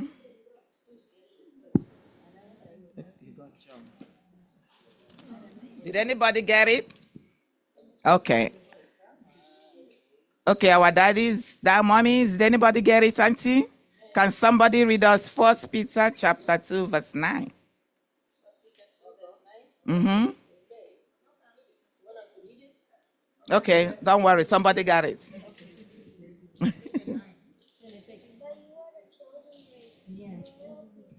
A holy nation. But you are the chosen race, a royal priesthood, a holy nation, a people for his own possession, that you may proclaim the excellencies of him who called you out of the darkness into the marvelous light. Amen. Amen. What does that place say? You are what? Chosen generation. You are royal. You are a peculiar people. Anyị bụ ụmụnta nke ala ọma ahụ, ụmụnta nke ala ọma ahụ, ụmụnta nke ala ọma ahụ. Ewo, ewo, ewo, ewo, ewo. God said you are children of a better land. You've been choosing a royal priesthood. So I'm going to tell the story about the animal kingdom. So, have you heard about jackal? Who can tell me what is jackal? You heard about that word? Well, it's a type of dog. It belongs to the dog family. So one day, jackal like, going around. He's an adventurous dog. He goes around exploring, looking at things, and, hunting for food as well. So one day, Jackal was, doing his usual daily duties. But what happened with Jackal is most of the time he goes into other dogs' house to look for food. So one day he was going, walking around, and he found a beautiful house. And he wanted to go inside there to look for food. He didn't know that other jackal dogs were behind him. And they can be very dangerous. They have small face with long hair, and they have a very tall tail. They have sufficient fur. Their tail can be up to 10 to 14 inches length. So these horrible, they look more like a deer or a lion. So they are all in the same class, that kind of dog. So jackal was about to enter the house, and these other jackals were running after him because they are the owner of the house. They wanted to protect their belonging. So jackal wanted to escape. So he was running away from those other dogs. And he found a pot with a blue dye. The pot contains mixture of blue dye. And jackal said, I'm going to enter into this pot and my color will change. If my color change, they won't be able to recognize me, right? And they won't be able to hold me. So jackal fell inside the pot of dye and he turned blue. So when he turned blue, he came out and they couldn't recognize him. So jackal continued, doing his thing in the animal kingdom. Then other animals started to wonder, who is this blue dog? He looks so special. What is he? Then jackal said, listen, my fellow animal, God sent me to be your king. I'm now your king. And the lions were, what? We know the lions as the king of animal kingdom, right? They are stronger, almost stronger than all the animals. The lions were like, what are you talking about? He said, yes, God has sent me to be your king. And they said, and now from moving on, you have to listen to me. You have to do everything I ask you to do. And the lions protested. They said, what if we don't obey you? What will happen? And he said, listen, God is going to destroy all this kingdom and the jungle. So he threatened the other animals and they were scared. And they said, okay, we'll do everything it takes so that we will preserve our life and our kingdom. And then now the animal asked, what do you want us to do for you? He said, moving forward, everybody should be bringing food to me. I have to eat first. After eating, then you guys will eat. So they continued that way. So one day, those jackals that this particular one escaped from, because they've been searching for him everywhere. So they also came into the other animal kingdom and they started backing. So when jackal heard it, he didn't realize. He started backing like them. He started backing like them, And they were like, oh, so you are not what you said you are. You've been deceiving us all this while. So they all, gathered him and they ate him off. So that was how it happened. So I want somebody to tell me the topic. I don't want to go further. Tell me what you think should be the topic from the Bible passage we read to the story.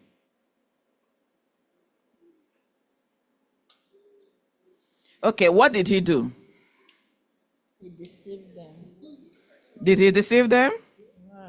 No. Okay. What else did he do? He lied. Okay, think. You're smart children. Okay. The other animals. So what would be your topic of the story? Never lie. Okay. Mm-hmm. The jackal that regrets his doings. Okay. The jackal that will regret his doing, that's right. The false prophet. The false prophet. You're almost there. The false king. Okay, let's get to the bottom of the story. Do not pretend to be who you are not. Okay? Do not pretend or do not be what you are not supposed to be, right? Now, the Bible have told us that we are choosing generation, right? A royal priesthood. That God has called us out of darkness into his marvelous light to praise his name. So wherever we are, we should be recognized as children of God. Jacob pretended, he changed his color, isn't it? He automatically changed his color by dyeing himself, and they couldn't recognize whom we are. So most of the time we go to places, we change whom we are because we want to conform and blend in with our friends, isn't it? We change our color because we want to please our friends and do what they are doing, peer pressure. so that they will like us and we do things we are not supposed to do. And at the end of it, it's not going to pay us. What happened to Jackal? When they found out his true person, they killed him up. They ate him up. So when we associate and do things we are not supposed to do, it destroys our life. Okay? So let us always be that person you will be even when daddy and mommy are not there. Okay? All right. Does it make sense? Yeah. Thank you. Who wants to pray for us? Amen? Who wants to pray for us? Ome, come and pray. Omelenam, come. Ada, come. I'm sorry. It's been a while you have not prayed, right? Okay. Okay, let us pray. Ome, come on. Dear Holy Father, thank you for this day. Help us to be good, don't let us be bad. Help us to not pretend who we are not. And help us not to lie. Help us not to deceive others. And help us to have a wonderful day. Help us every day to go to church. Help us every Sabbath we go to church safely and come back safely. And help us to have a wonderful day. In Jesus' name, pray, amen. Amen. Amen. Father, I thank you for this day. I thank you that you brought us all today to church today. I thank you that you protected us and guided us. I pray that we would not lie and that we wouldn't be false prophets and that we would always tell the truth. In Jesus' name, amen. Amen. Now, last but not the least, we are going to sing happy birthday to our dearest Ellie. Okay, the choir. Happy birthday to you. Happy birthday to you. Happy birthday, Eliora. Happy birthday to you. May the good Lord bless you. May the good Lord bless you. May the good Lord immerse Eliora. Happy birthday to you. Amen.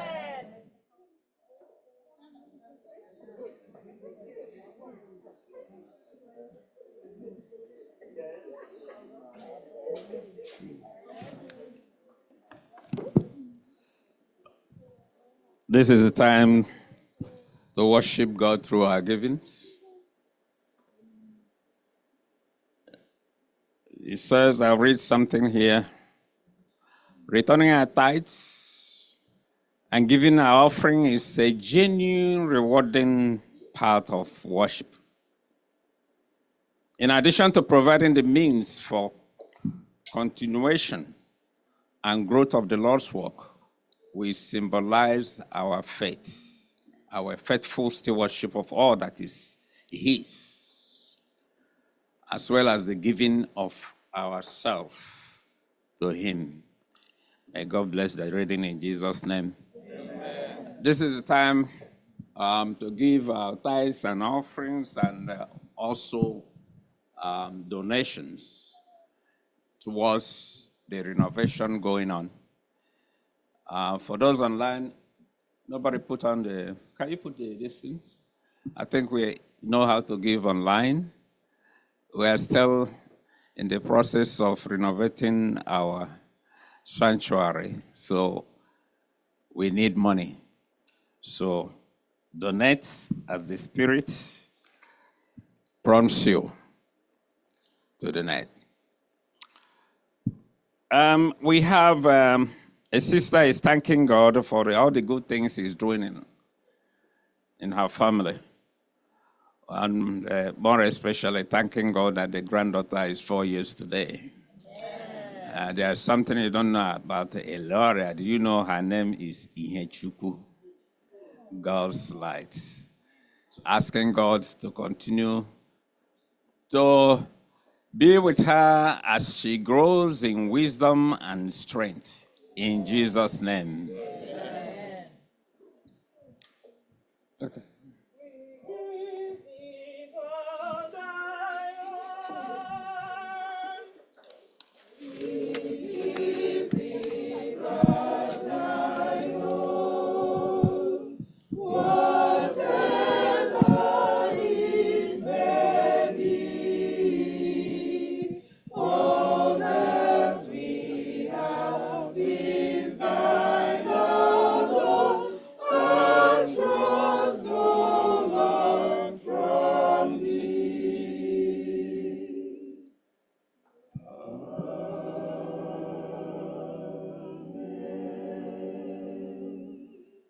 Thank you, Holy Father, for the opportunity to worship through our givings. We thank you for the blessings you have bestowed on all of us, for the jobs and everything you have blessed us with. We say thank you. Amen. May your name be glorified in Jesus' name. Amen. Father, now we have returned the tithes and our offerings. We may not be faithful in returning it. Father, we pray that you forgive us in Jesus' name. Amen. Bless our offering, Holy Father. As we walk with it, may it bring souls to your kingdom in Jesus' name. Amen.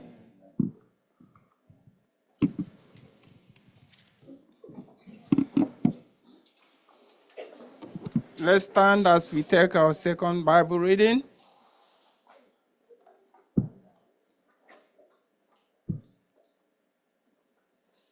Our Bible reading is taken from Luke chapter 12, verse 32.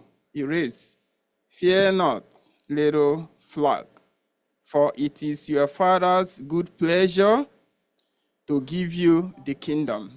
May God bless this reading in Jesus' name. Amen. Let's receive it.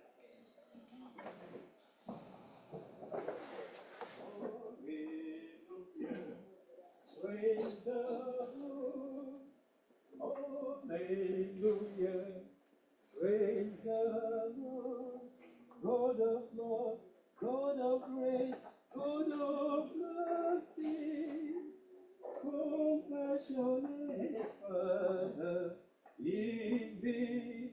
Hallelujah. Hallelujah. Praise the Lord. Praise the Lord. Hallelujah. Praise the Lord. Praise the Lord. God of love, God of grace, God of mercy, compassionate Father, easy. Hallelujah. Hallelujah. Praise the Lord. Praise the Lord. Praise the Lord. Hallelujah. Hallelujah. Praise the Lord. God of love, God of grace, God of mercy, compassionate Father, easy. Narekele, nara ekele, nara otata,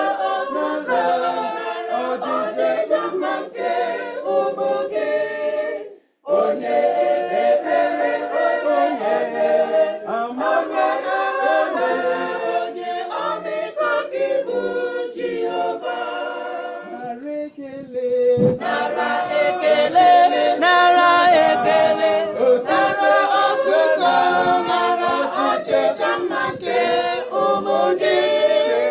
Onye ebere, onye amara, onye ọmịiko gị bụ Jehova.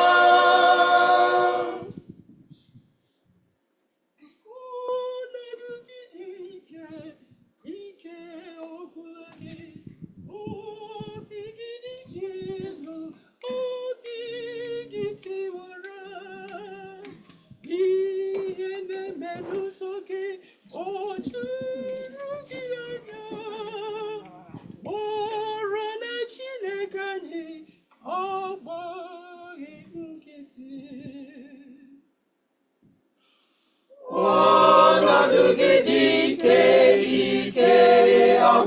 gị obi gị dị ilu obi gị tiwara ihe na-eme n'ụzọ gị o juru gị anya mara na Chineke anyị agbaghị nkịtị n'oge na-adịghị anya ọgụ ga-ebi n'oge na-adịghị anya ije ga-agwụ n'oge na-adịghị anya akwa gị ga-ọchị ọnọdụ gị ga-agbanwe dị mma.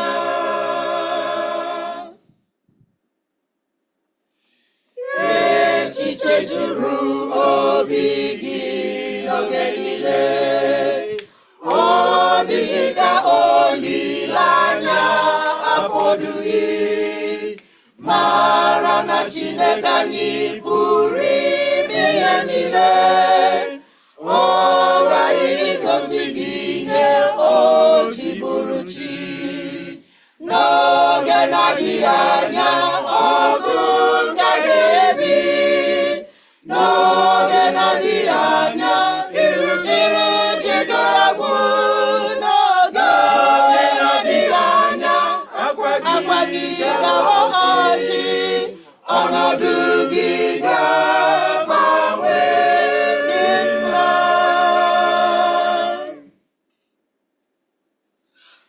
Adakwala mba atụkwala ụjọ chere Chineke na ọ gaghị arapụ gị enyekwala onwe gị ikpere arụsị Chineke anyị ga-aza gị ọ gaghị adị anya n'oge na-adịghị anya ọgụ ka ga-ebi n'oge na-adịghị anya ije ga-agwụ n'oge na-adịghị anya akwa gị ga-ọchị ọnọdụ gị ga-agbanwe dị mma n'oge na-adịghị anya ọgụ ka ga-ebi n'oge na-adịghị anya ije ga-agwụ n'oge na-adịghị anya akwa gị ga-ọchị ọnọdụ gị ga-agbanwe dị mma.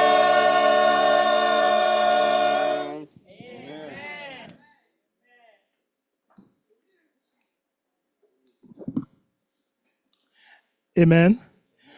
Amen. I believe this is just a sermon. I believe that we just had church, and I believe we should just pack and go home with this message. But may the Lord speak hope and joy into your heart that whatever you're going through, just like the song says, is just for a while. And the Lord will turn whatever is your tear, he will turn it into joy. Amen? Because the Bible says, weeping might endure for the night, but what comes in the morning? Joy comes in the morning. So believe it that your morning is soon to be. You are almost at the end of the tunnel, and the Lord will answer each and every one of us in Jesus' name. Yes, I just want to extend my appreciation. First, let me welcome Brother Lewis Vivian. Brother, you are more than welcome. We might not have the Aki to give you today, but just feel at home, that you are at home. Yes, my Sister Venon, is already my member here. Yes, I know she's counting down to go back to the Sunshine State. But don't worry, there's still sunshine over here. Oh, there's sunshine in our heart too, by the way.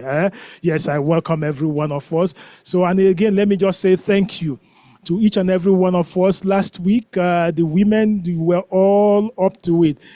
Gave them a short notice and they delivered. And they took care of everyone. And you could just see how the Lord blessed the day, and the whole day went very well. So again, thank you.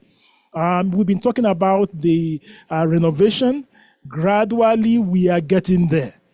And I believe that by God's grace, everything being equal, that on the 28th of September, I don't want to, but I just believe it, that we'll be having our baptism on that day in that place. Amen. So if you are preparing for baptism, this is the time to, Elder Riak is already on the move. So get ready. I just want to get the first, see who will be the first person inside that water, in the new pool, in the new church. So I know most of us will be peeping in there to see who, how it's going.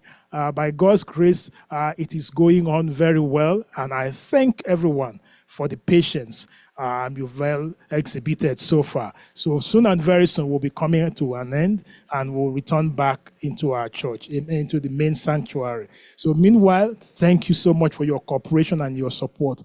And to each and every one, please, just let's keep encouraging one another. The Education Week, the Education Director, I know you might be somewhere online. On behalf of the church, we extend our appreciation. And Pastor Guataringa, we also extend. But you could see how the Lord ordered the footsteps on that day. Did you notice we did not invite the Foster sisters? They all, all these posters that we send out every Sabbath, it's just that poster they saw online. And they began to trace the church all the way from Delaware to this place. That's how the Lord works. We've been trying to, but as they walked in there and I told the Father, I said, we've been trying to reach you. And he said, now we are here. So that's this thing. So please, let us all keep the faith and the Lord will bless us all. Let's bow our heads as we pray. Heavenly Father, as we open your words now, Father, we pray that you will speak life again into us. Thank you for hearing our prayers. In Jesus' name we have prayed, and let everyone say amen. Open with me to where we had our scripture text. You see, as I said, I walked into the church this morning and I heard the choir practicing this song. It was just, I said, wow, how the Spirit moves. No, that is in a little while, with that which is your burden, the Lord will turn it around and answer you. And that passage, you see, Luke talks, because when you read this story in Matthew, the story about do not worry about your life and everything, this statement of Luke chapter 12 verse 32 is not there. This is where you only see it. And please, let's all take our scripture Bible. If you don't have it, your Bible, please take your electronic gadget, whichever way you can find this passage. Just please, I need you today to just find this passage. Luke chapter what? Where did I say we're going to? Luke chapter what? 12. And what is the verse? 32. Luke what? 12 and what? 32. Luke 12:32. If you don't, please don't ever forget it. And always remember that. And what does it say? It says what? Do not what? Fear, little flock. For it is your Father's good what? Pleasure to give you what? The kingdom. Not a kingdom. The kingdom. Do not fear, little flock. It is your Father's pleasure to give you the kingdom, which means the Father, look at it, he says, do not fear. Why is it? Whenever you see do not fear, means that there is fear around. Whenever you hear the Bible say, do not fear, fear not, which it means you are in, there must be fear around you. And here it is the same thing. He's saying, do not fear. Like a good father will always want to protect the children, or the child will always want to do the best for him. And he now says, here, the Lord says something. He says, look, there will be fear, there will be problem, there will be persecution around you.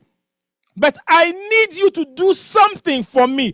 Do not fear. Do not be fearful. Rather, know that there is a promise awaiting you, that whatever you're going through is just the act of the enemy trying to steal your pleasure away.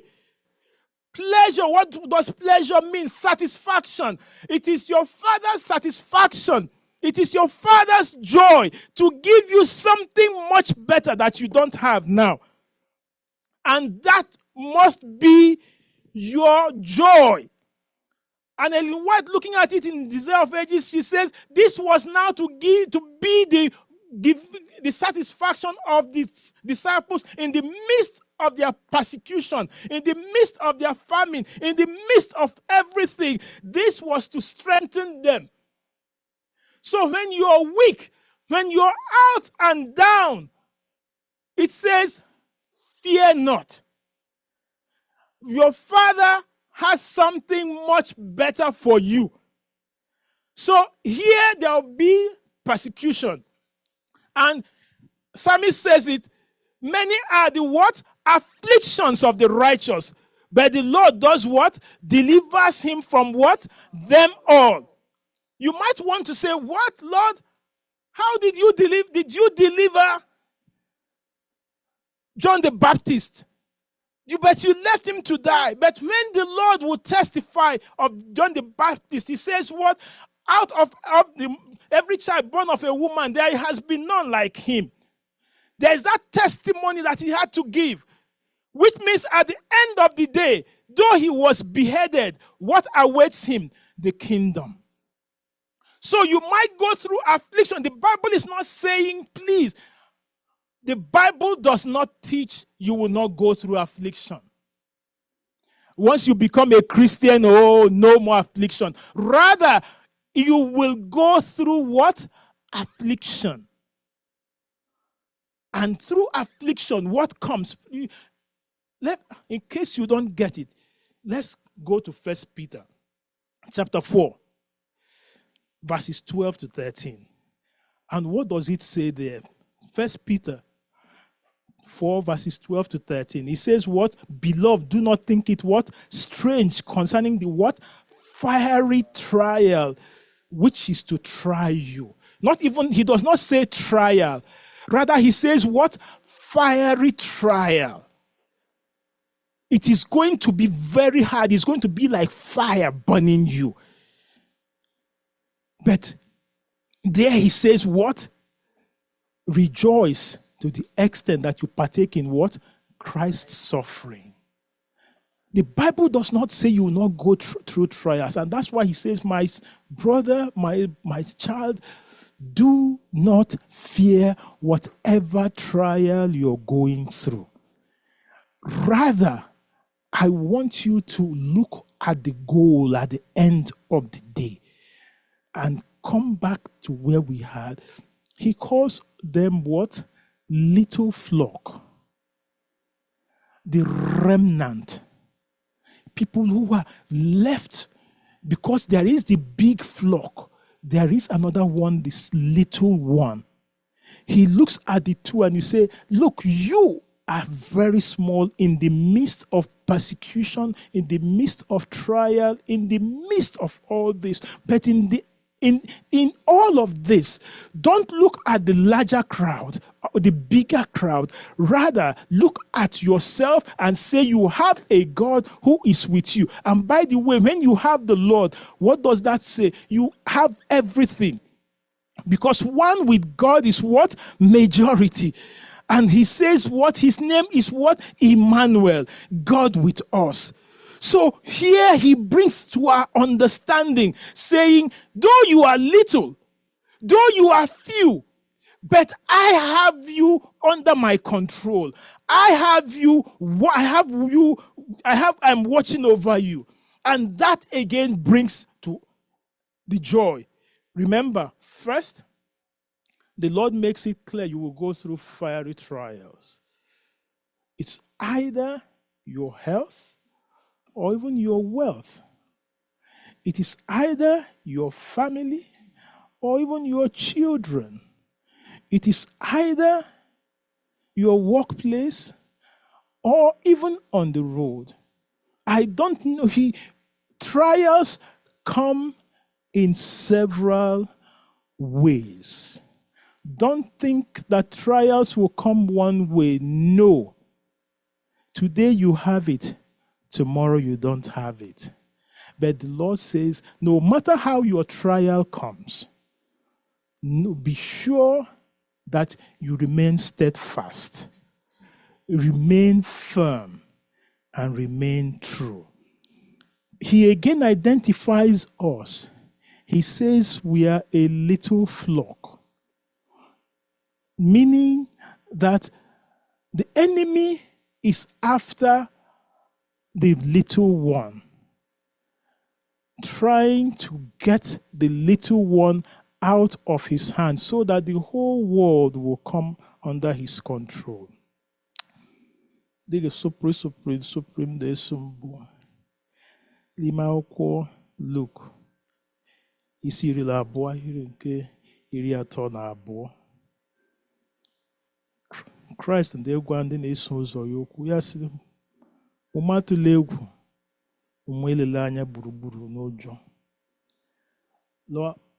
Ọ bụ mmasị ya, ọ bụghị naanị na ọ bụ ihe m chọrọ ka enweta alaeze ahụ ekwere na nkwa.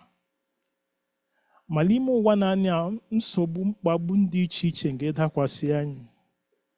N'ime mkpagbu ndị a niile, ma anyị eledila anya, ma anyị atụla ngọngọ wee sụla ngọngọ esi Chineke ọ nọkwa? Chineke anyị nọ ya. Ọ ga-enafta anyị n'ime mkpagbu ndị a niile n'aha Jizọs. But why would he do this? Because he had to give us this encouragement, this motivation to press on. So why did I say everyone get this passage? Please put it in your pocket that when you meet with trials, when your persecution comes, even when your health fails you, when it appears your family has forsaken you, when it appears nothing is adding up, bring this card out and read it and say, look, at the end of the day, what is awaiting me? The kingdom. He's not giving me a kingdom. Rather, he has the kingdom, the best kingdom.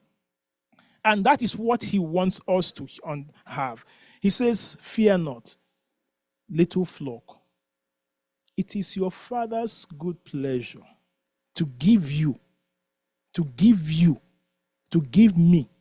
the kingdom.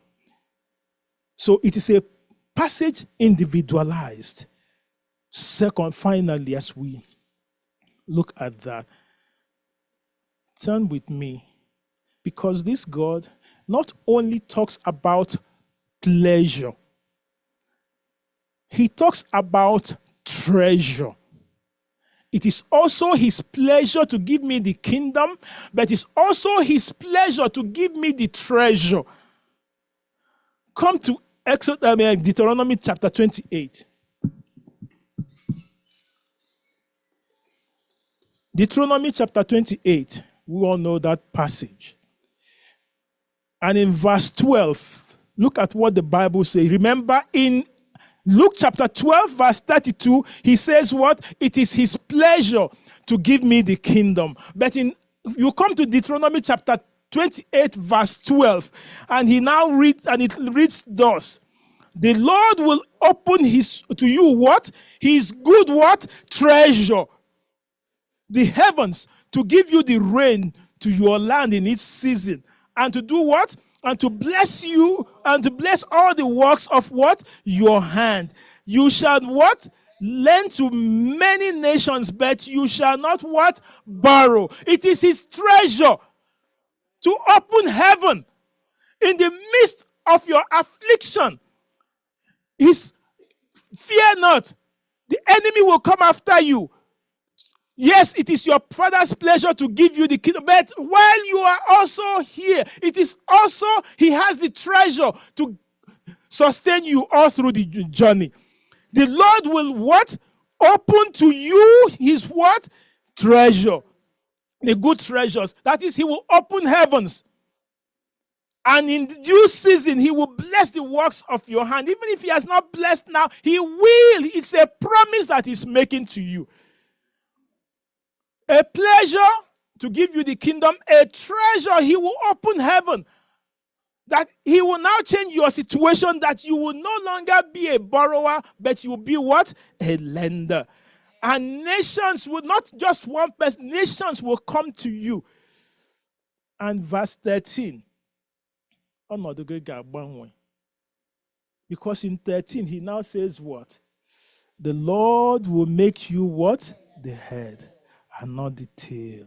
Because while sister was reading, you are a royal generation, a royal priest, a chosen people, a chosen generation, a royal priesthood. I was saying, yes, the Lord who knows who we are has already ordained that you and I remain that royal priesthood. He says, I will open heaven, and then I will make you the head, not the tail. You shall be above and what? Not beneath, if you heed the commandments of the Lord. Remember, he has a pleasure for you. He has a treasure for you. And even if it stays too long, we always read Jeremiah 29, and we read 11, but we forget verse 10. As we end today, the Lord says, I will visit you. So there is pleasure, there is treasure awaiting you, but at the end of time, Jeremiah 29, verse 10.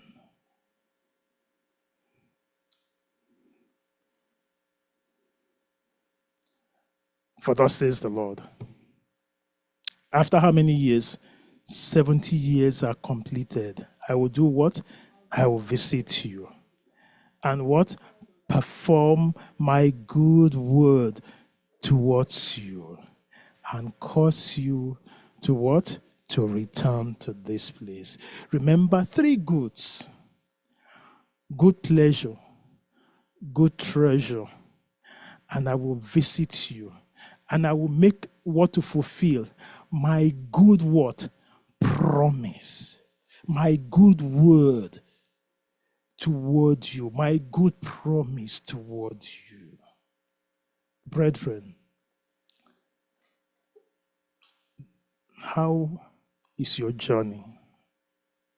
As a church, we often would say, oh, but the Lord is saying, even if you say you're small, I am with you. My family, the Lord says, you have me. I am with you. And by the way, his name is what? Emmanuel, God with us. This is my good pleasure for you. Fear not. You wonder, how could that be? Yes. Ask the Hebrew boys. The Hebrew boys, they were sent to the fire. In that trial, the Lord came through.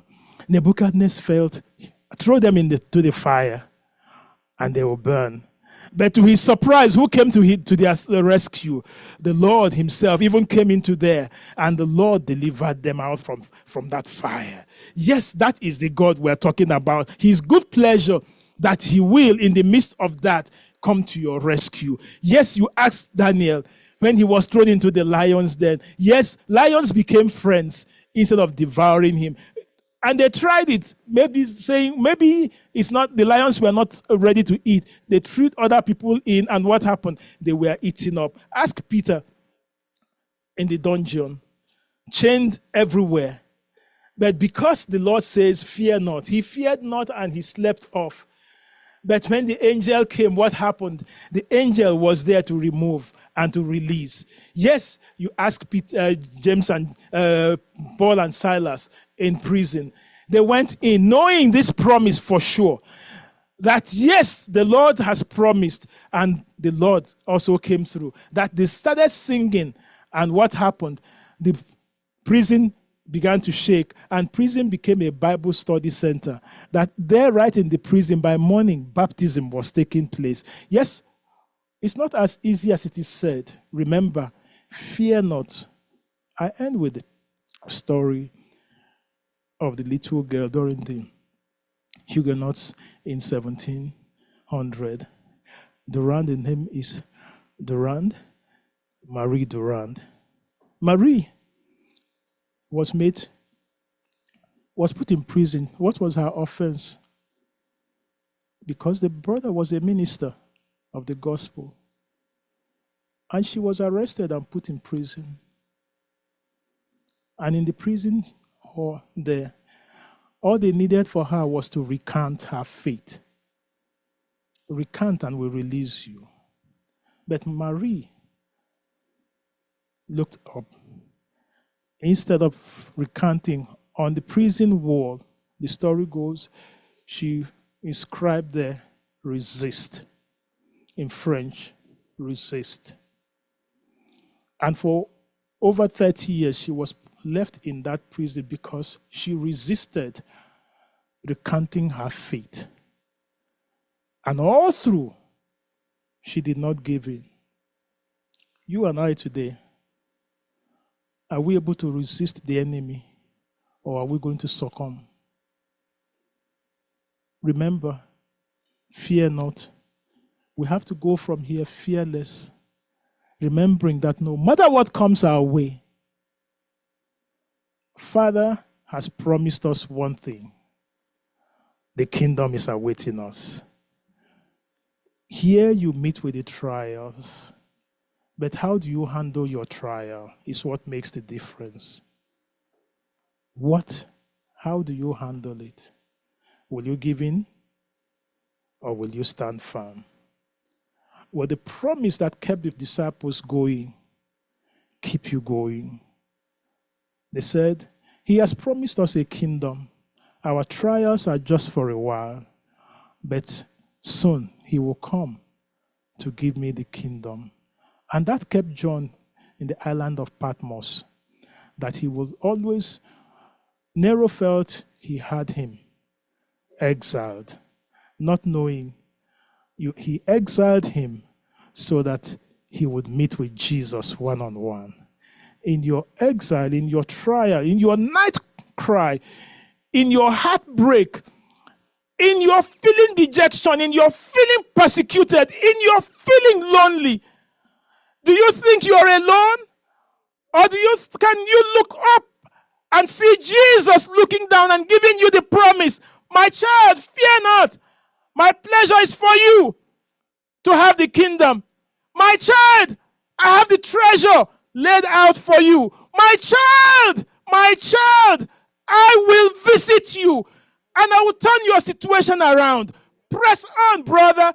Don't give in. Don't succumb to anything. Resist. Stand firm to the end. Amen. Amen. Shall we all rise as we bring the service to a close by singing from SDAH 442? SDAH 442.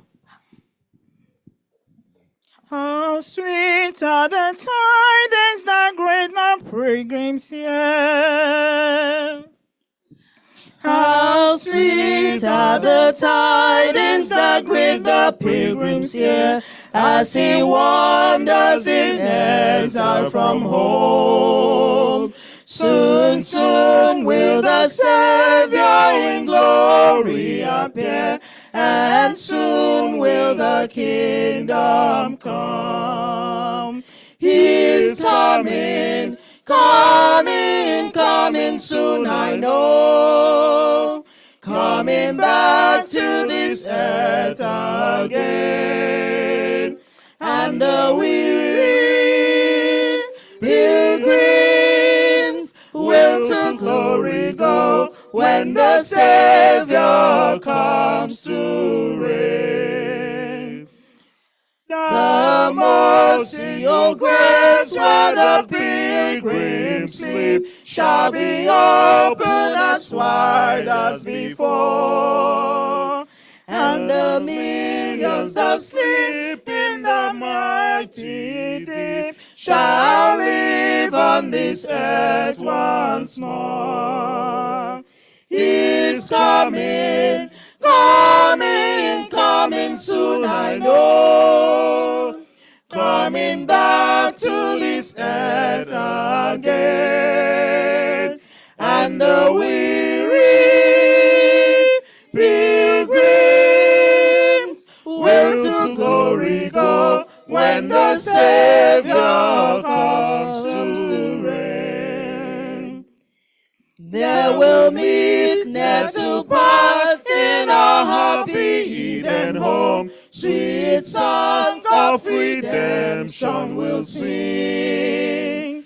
From the north, from the south, all the ransom shall come and worship our heavenly King. He's coming, coming, coming soon, I know. Coming back to this earth again. And the weary pilgrims will to glory go when the Savior comes to reign. Hallelujah, amen, hallelujah, kwazo manyi kwesiri anyị gadị ya. Ka anyị cheche nwe olileanya ṅụrịakwa ọṅụ na anyị ga-ebu okpueze ebube. Ọ na-abịa, na-abịa ngwa ngwa ka m mara. Ọ ga-abịa ịchị ụwa ọzọ. Dije ihe gwụrụ gala n'ebube ma onye nzọpụta ga-abịa ibeze. Ọ na-abịa, ọ na-abịa, na-abịa ngwa ngwa ka m mara. Ọ na-abịaghachi n'ụwa ọzọ. Ndị je ike gwụrụ gala n'ebube mgbe onye nzọpụta bịa ibeze. Sing again. Sing the full.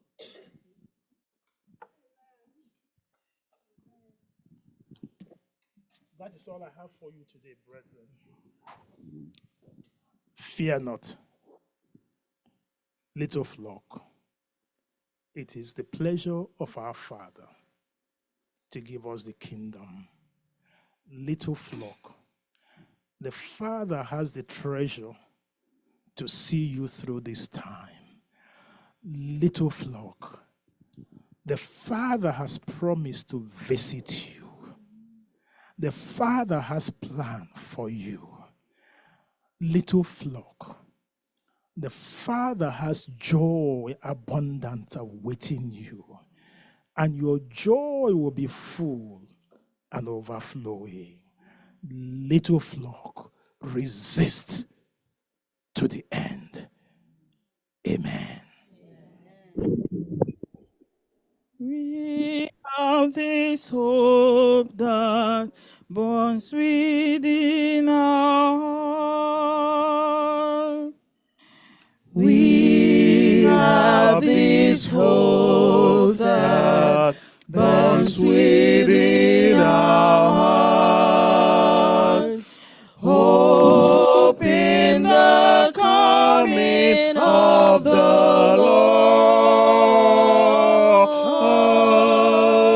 Lord. We have this faith that Christ alone imparts, faith in the promise of His word.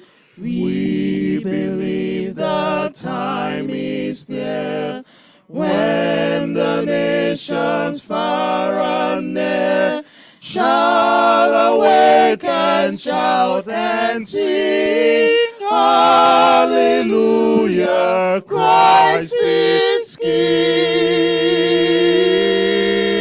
King. We have this hope that burns within our hearts.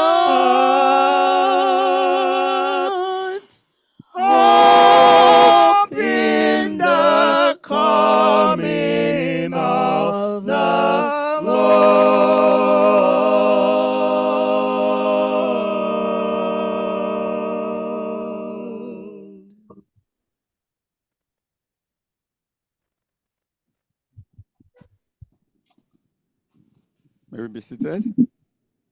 This is a time of meditation. I want to ask that you seek the Lord individually for 1 minute, and we'll close.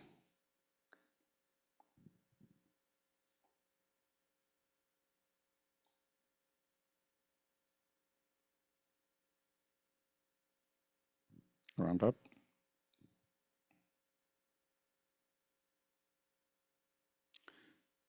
Oh Lord, our Heavenly Father, I want to thank you mightily for this wonderful Sabbath.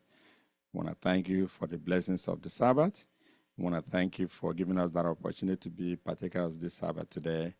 As we depart now, Lord, we are not departing in your face. We ask that you continue to guide us, continue to lead us, continue to keep us safe. All this and much more we ask in Jesus' name. Amen.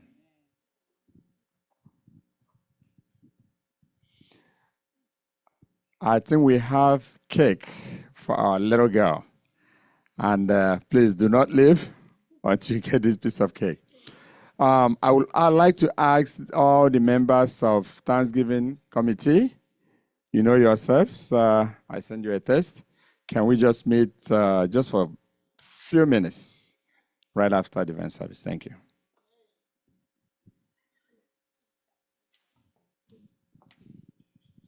Please, we'll cut cake for Ellie. Thank you.